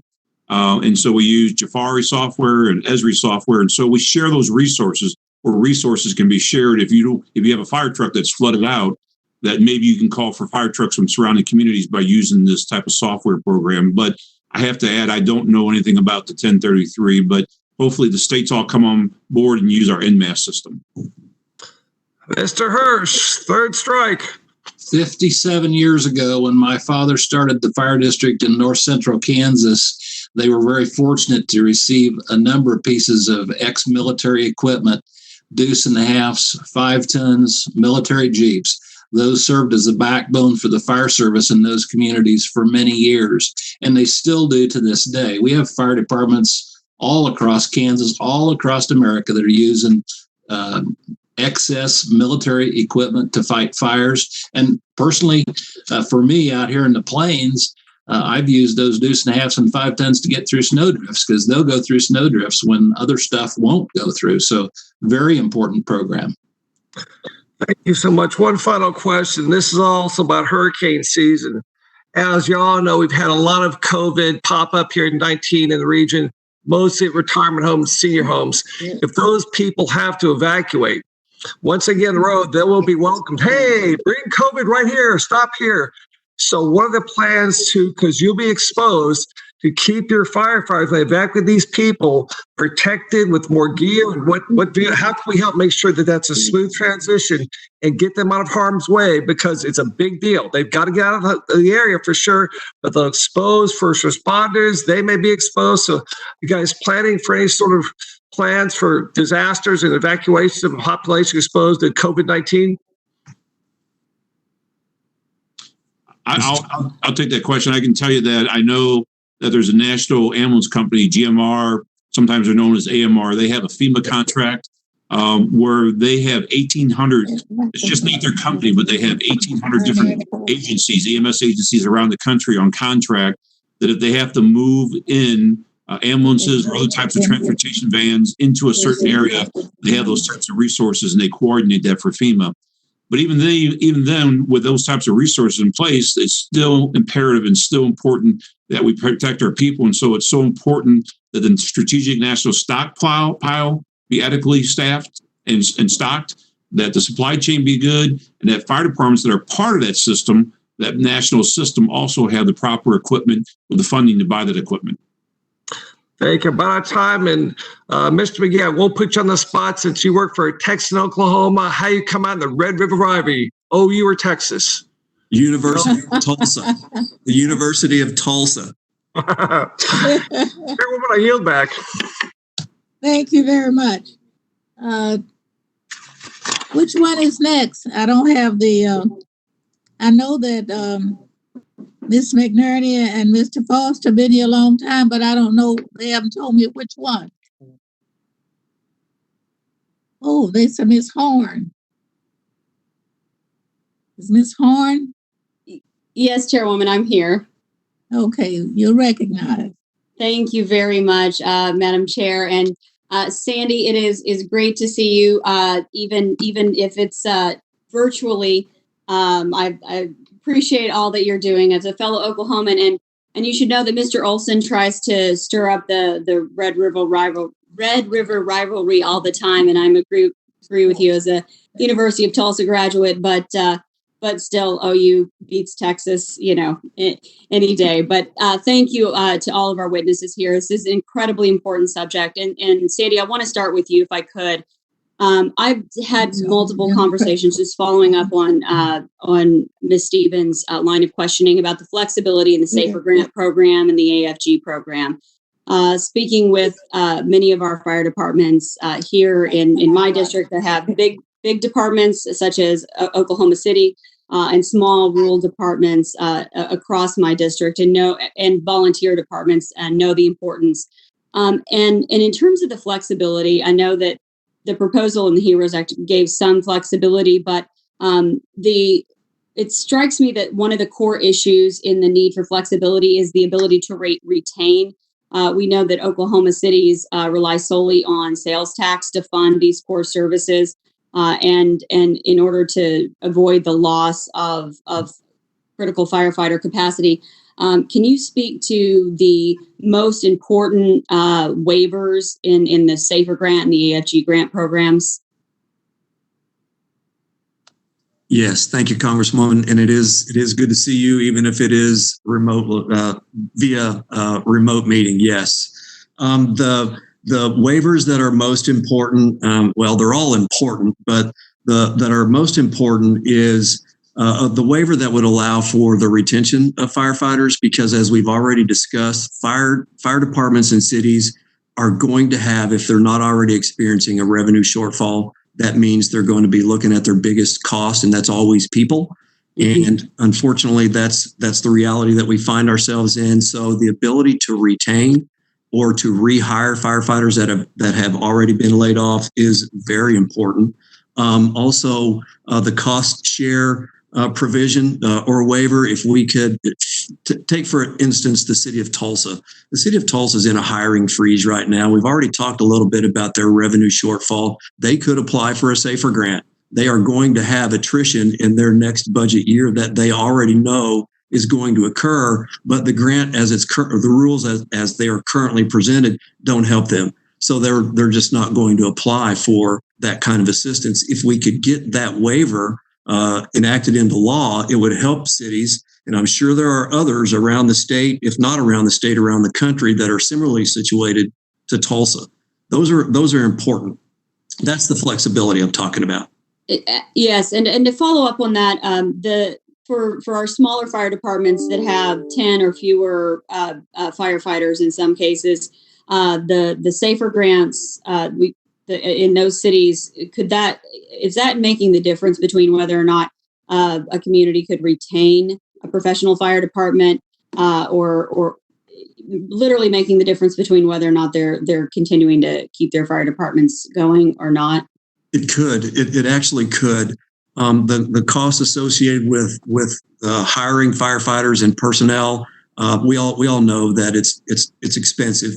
But we've already experienced furloughs in Pauls Valley, furloughs in McAllister, the possibility of furloughs and layoffs in Chickasha. And so these are not big cities. These are small towns, rural communities in our state. And every department, regardless of the size, or even if they're a combo department or a volunteer-only department, can all benefit from the SAFER program. Recruitment, retention, firefighters, that program, the value of cannot be stressed enough. So yes, even small departments in rural communities benefit from the program, and we always encourage them to apply. Thank you very much. And I just have a few seconds left. I wondered if either of our other our witnesses would care to comment. Thank you very much, Sandy. I don't think there's anything I would add to that. I appreciate that support. Thank you very much. Appreciate it. And I know that I just want to add that mental health, I really appreciate Mr. Barra's comments, and I'm about out of time, but the mental health component is something I'd like to follow up on as well to make sure that we're taking care of our firefighters. And thank you all. Madam Chair, I yield back. Thank you very much. Mr. Sherman. Thank you.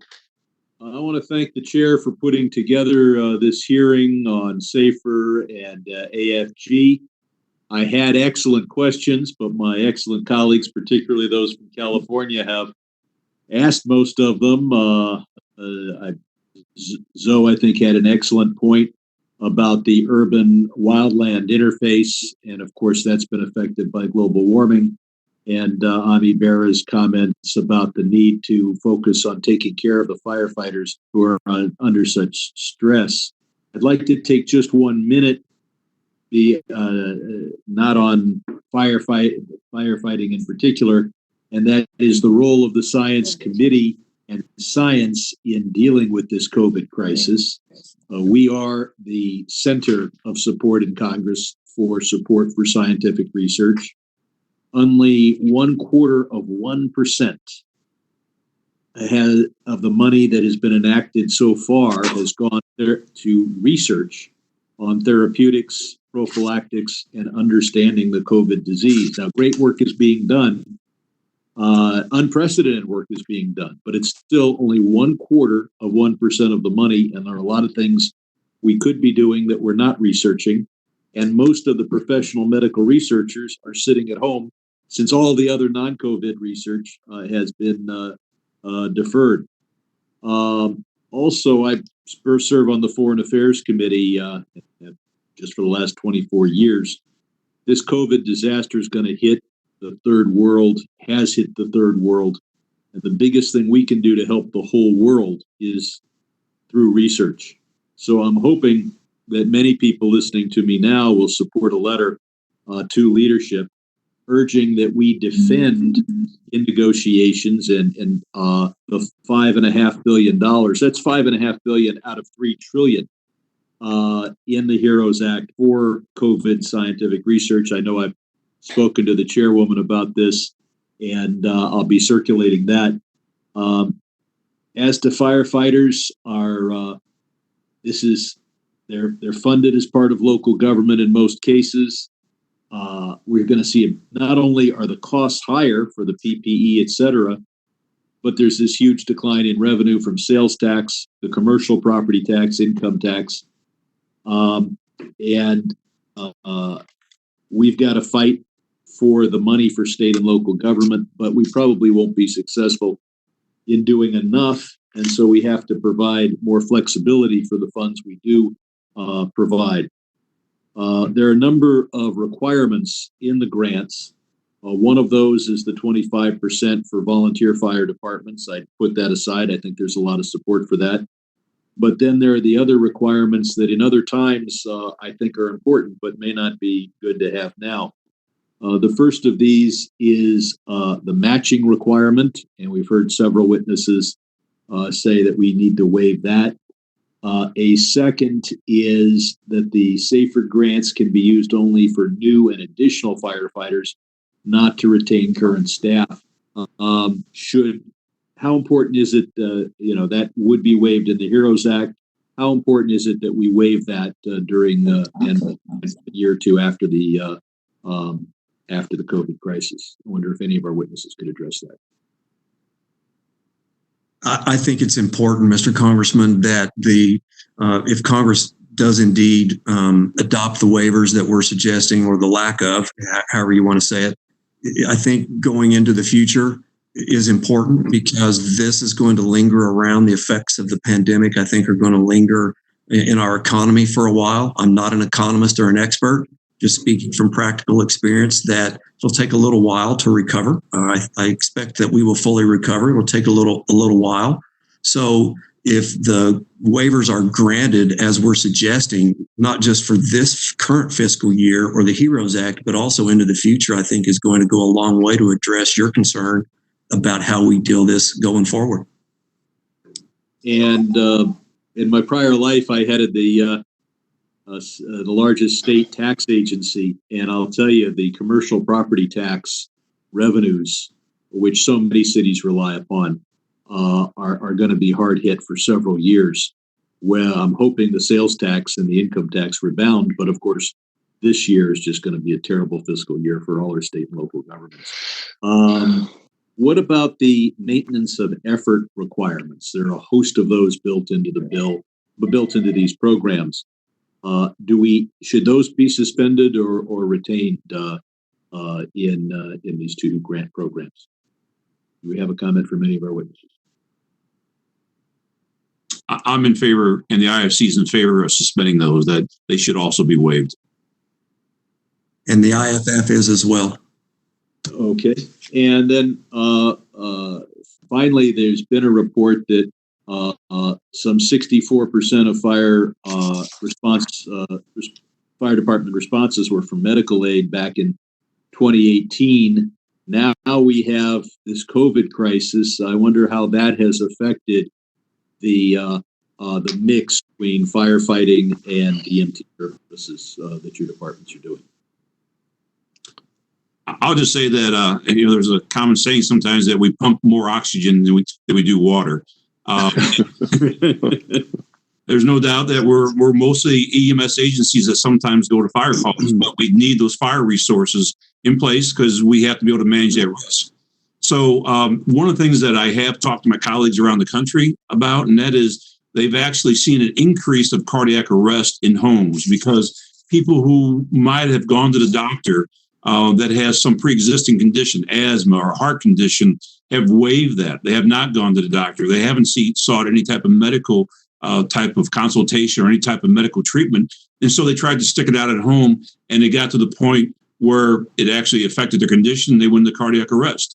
Most cardiac arrests, less than 1% of all calls for fire departments are cardiac arrest calls. I talked to some of my colleagues around the country. They were running up to 12% of their calls were cardiac arrest calls in homes because people were delaying treatment, responding, going to their doctor, going to their clinic, going to the hospital because of their fear of going out and being exposed to the COVID-19 disease. So it really, really impacted our fire departments and our EMS agencies with the increase of these critical types of calls, the criticality of these calls. I believe my time has expired. Thank you, Madam Chair. Well, thank you very much. Mr. McNerney. Thank you, Madam Chair, and I thank the witnesses. This has been a informative. Something I wasn't really aware of was the importance of the waivers. So it's been informative on a lot of issues, but thank you for that. I'm also, like my other California colleagues, and I think the colleagues in the Gulf states, I'm concerned about FEMA's ability to respond to natural disasters during the pandemic. And in order to help or in order to encourage them to prepare, I co-led a bicameral letter along with Senator Kamala Harris, which was signed by 81 of our colleagues, requiring FEMA to outline their natural disaster preparation and recovery plans for the COVID-19 pandemic. We still haven't heard back from them, so I'm getting anxious that they haven't done the right preparation.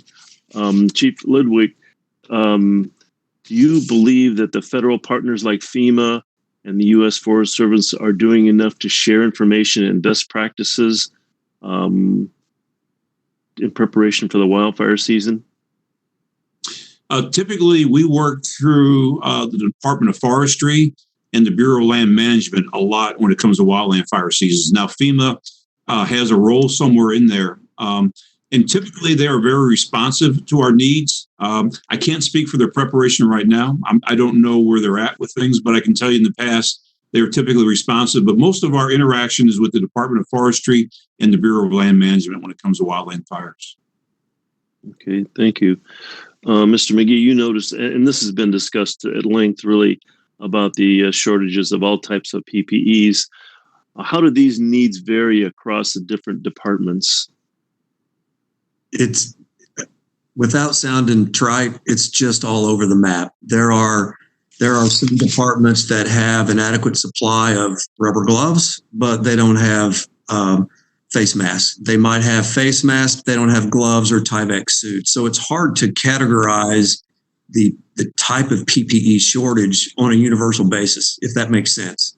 It's really a question of each department and their own needs and what they had prior to the pandemic and how they've had to utilize their equipment during the pandemic, I think is going to go a long way in helping them identify what they need for the future.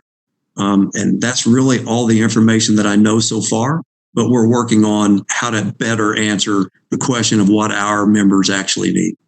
Would there be a purpose or a need for a federal coordinated effort to try and identify local needs or local shortages?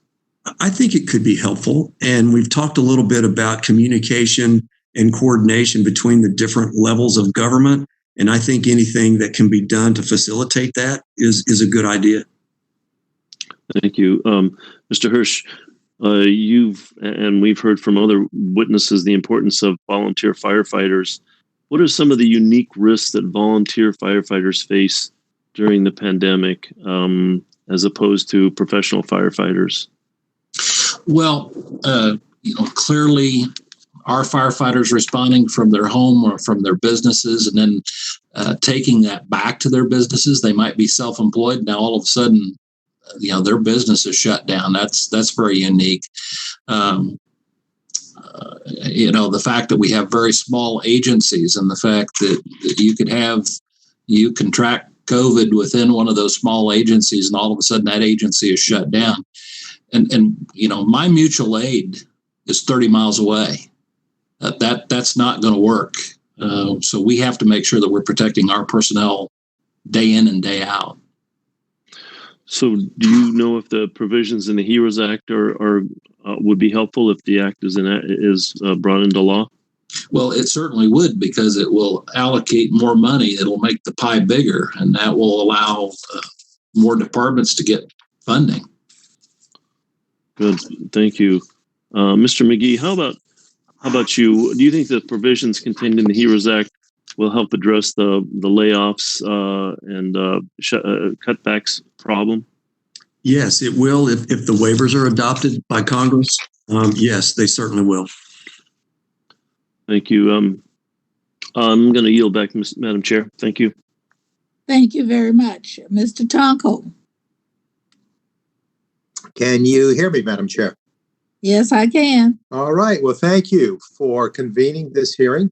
And thank you to our experts for providing your perspectives here. And it's good to hear your thoughts about the HEROES Act, which we hope the United States Senate will take up. Firefighters are among the most essential pieces of our local governments. The approximately 30,000 fire departments across our great country are part of the fabric of our communities, not just because of their admirable willingness to rescue complete strangers from burning buildings, but also because of the myriad of additional services they provide. Firefighters, like so many other local government employees, have been asked to do more with less. Their missions expanded to include emergency medical response and general public safety. For example, I'm proud that the Albany Fire Department just this week completed an installation of 3 life vests around the capital region to improve water safety this summer. Chief Ludwig, you allude to this in your testimony, but could you talk a little bit more about the non-fire related responsibilities that local fire departments now take on that the average American might not know about? Yes, thank you, Congressman. One of the things that we like to say is that we're an all hazards response.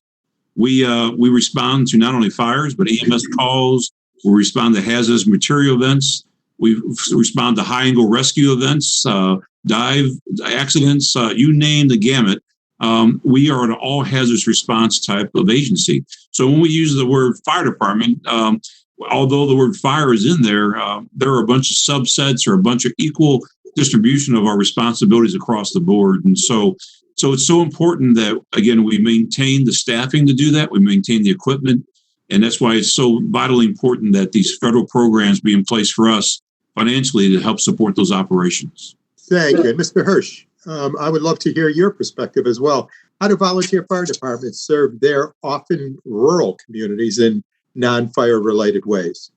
Well, I don't think there's probably any difference between the rural volunteer departments and the career big city departments. We're all handling the same type of calls, but you now have people who are the volunteers in that community who they're taking their own time away from their families, away from their jobs, actually spending their own money to make sure that they can be volunteers for their neighbors. And that's why the grant programs are so important to us, because it allows us to be able to carry out our mission, which is, as Gary said, all hazards. Any different in a volunteer service than it is in the career. So it is clear to me that fire departments are providing services well beyond their original intent. And I applaud them for doing so. However, we should do more than applaud, we should fund. I'm proud that my office has provided 83 letters of support for AFG and SAFER grants, with many more in the pipeline right now. So Chief Ludwig, I would love to know, from the perspective of fire chiefs, can you describe the process for applying for an AFG grant? Sure. So what happens is the grant directorate, a part of FEMA, makes the announcement. Well, let me go back. Congress obviously approves the funding for that. So that's you are our heroes when you do that, quite frankly. So, but it's so important that once that funding is done, the grant directorate announces it. It's a public announcement. There's a period of time where fire departments then can apply, and so there's an application process online. And fire departments will submit that application online, including their narrative and why they need the grant. And then that goes through a computerized system where I don't know what the algorithms are to that, but eventually those that are selected to move forward are peer reviewed. And then once they're peer reviewed, then the awards are made by the grant directorate. Thank you. And how about from the firefighter's perspective, Mr. McGhee? Like the process for applying for the AFG grant. Thank you, Congressman. I will defer to Chief Ludwig as far as the process goes. Okay.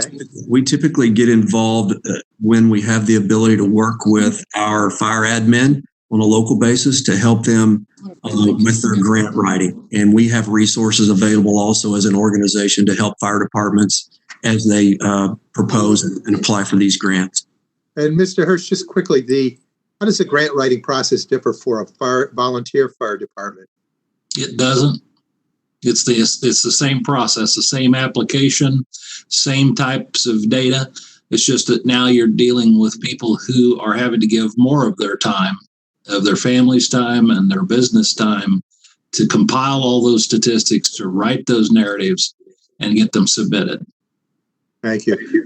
Again, thank you to our witnesses, and thank you to our chair, Madam Chair. Great hearing, and thank you. I yield back. Thank you very much. Ms. Caston? Thank you.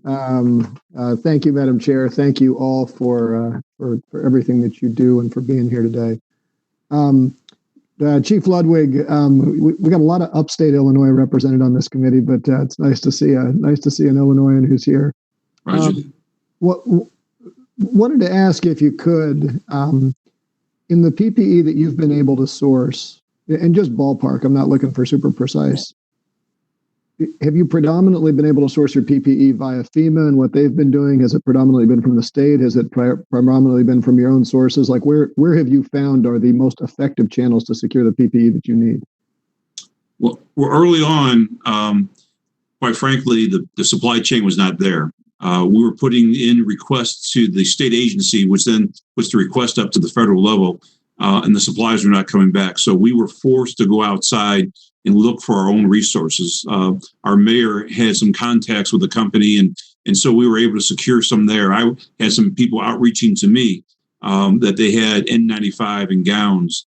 I talked to some of my colleagues around the country, and they were receiving anything. They weren't even receiving a full box of gloves. They were receiving like 5 or 6 pairs of gloves. So they didn't have the resources we might have had. to go out and find stuff. So it was really, really challenging for us early on, and really challenging for a lot of my colleagues around the country to find the proper the PPE from, quite frankly, anywhere. If I might just take also another second, our COVID Task Force 19, our task force of the IFC, we had an expert on there who was looking at fake N95s coming out of Southeast Asia. And at one point, we were detecting about 90%, quite frankly, of all the equipment N95s that were coming out of Southeast Asia, China, Malaysia, some other countries like that, were fake N95s. We actually did webinars on how to spot fake N95 masks.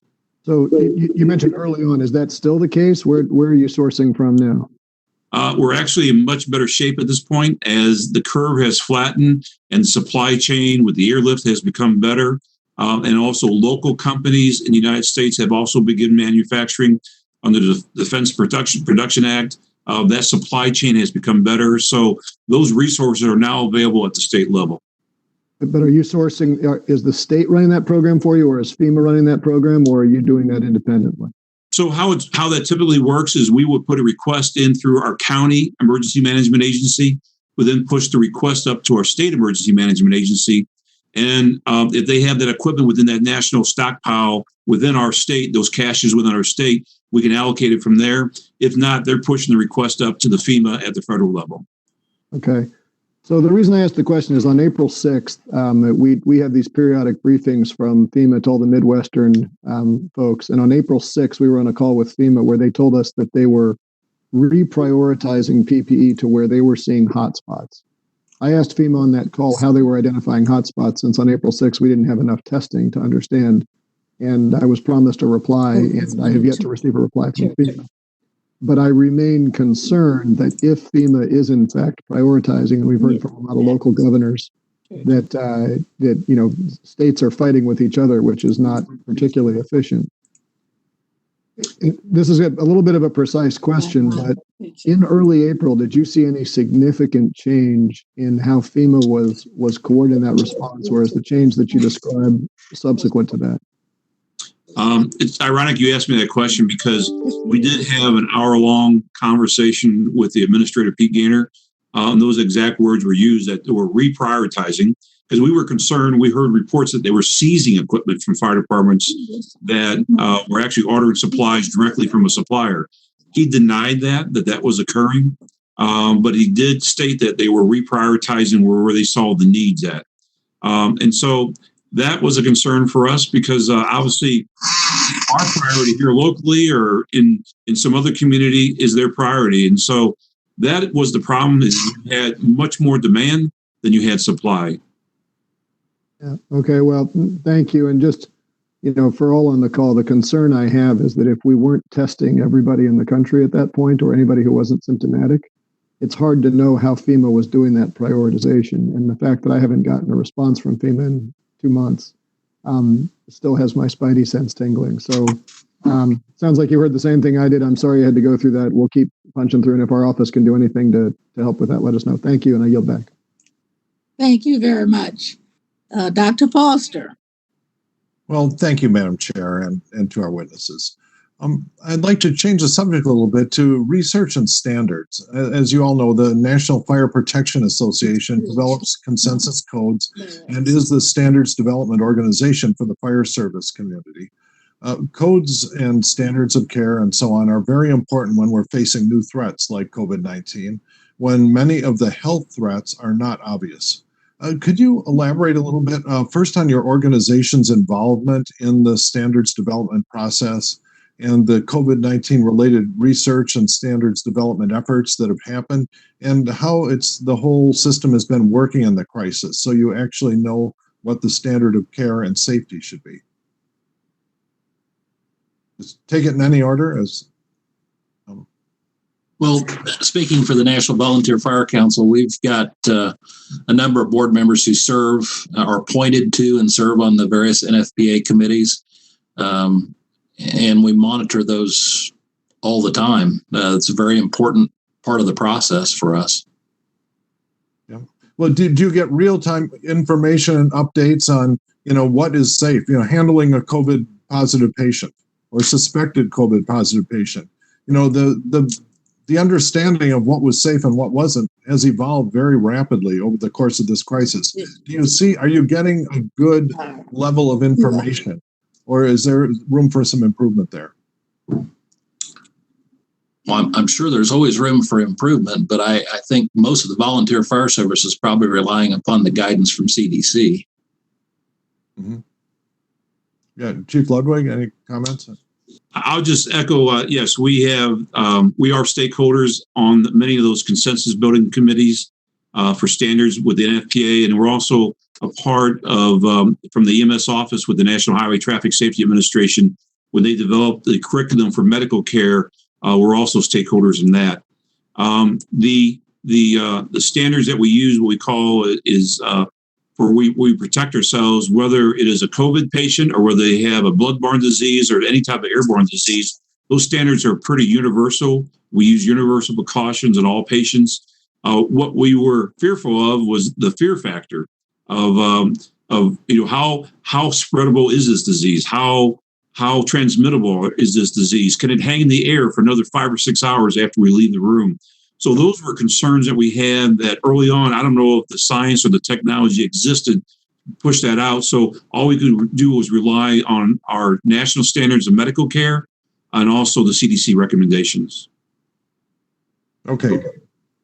Congressman, I don't have much to say about research, but the IAFF is working hand in hand with FEMA, with CDC, with Health and Human Services and other governmental agencies to work through the development of protocols, as we've already talked about, and any research related to the effectiveness of PPE would be welcome.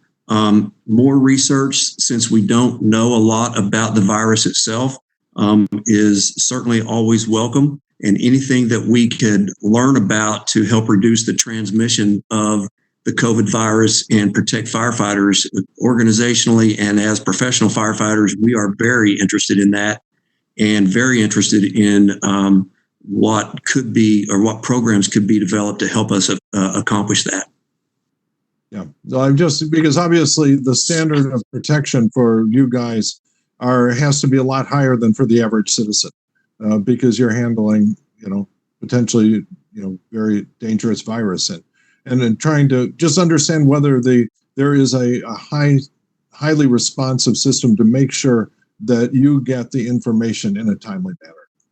Now, I guess I'll change subjects a little bit. I'm very supportive of all the emergency COVID funding for firefighters and first responders, but really to maintain the support for, a bigger pie for everyone, then the allocation has to be seen as fair. And, Chief Ludwig, you're in a small town in rural or medium-sized town in rural Illinois. And, but, often what we're seeing is that because you're in a large population state, you end up being punished. So, for example, Laramie, Wyoming, a similar-sized town, gets 5 times more money according to the CARES allocation that was written in the Senate.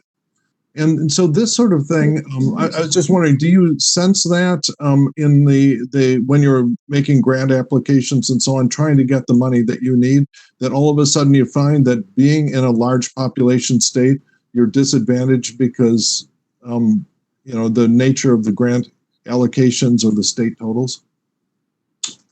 Quite frankly, I'm not aware of how they allocate that or any type of process they use on that distribution of that money. I always thought it was based upon the need and based upon the practicality of your application of demonstrating that need. I didn't know, and forgive me for my lack of knowledge in that, but I didn't know that there was just a certain amount that was allocated in certain places. So if that's the case, I'm not sure if that's a fair process. And I would add that's probably not a fair process since it should be based upon need and the demand.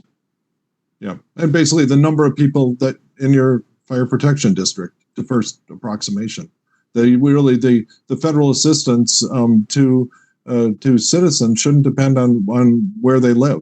And so I think that's anyway, thank you again, Madam Chair, and I yield back. Thank you very much. Mr. Byer.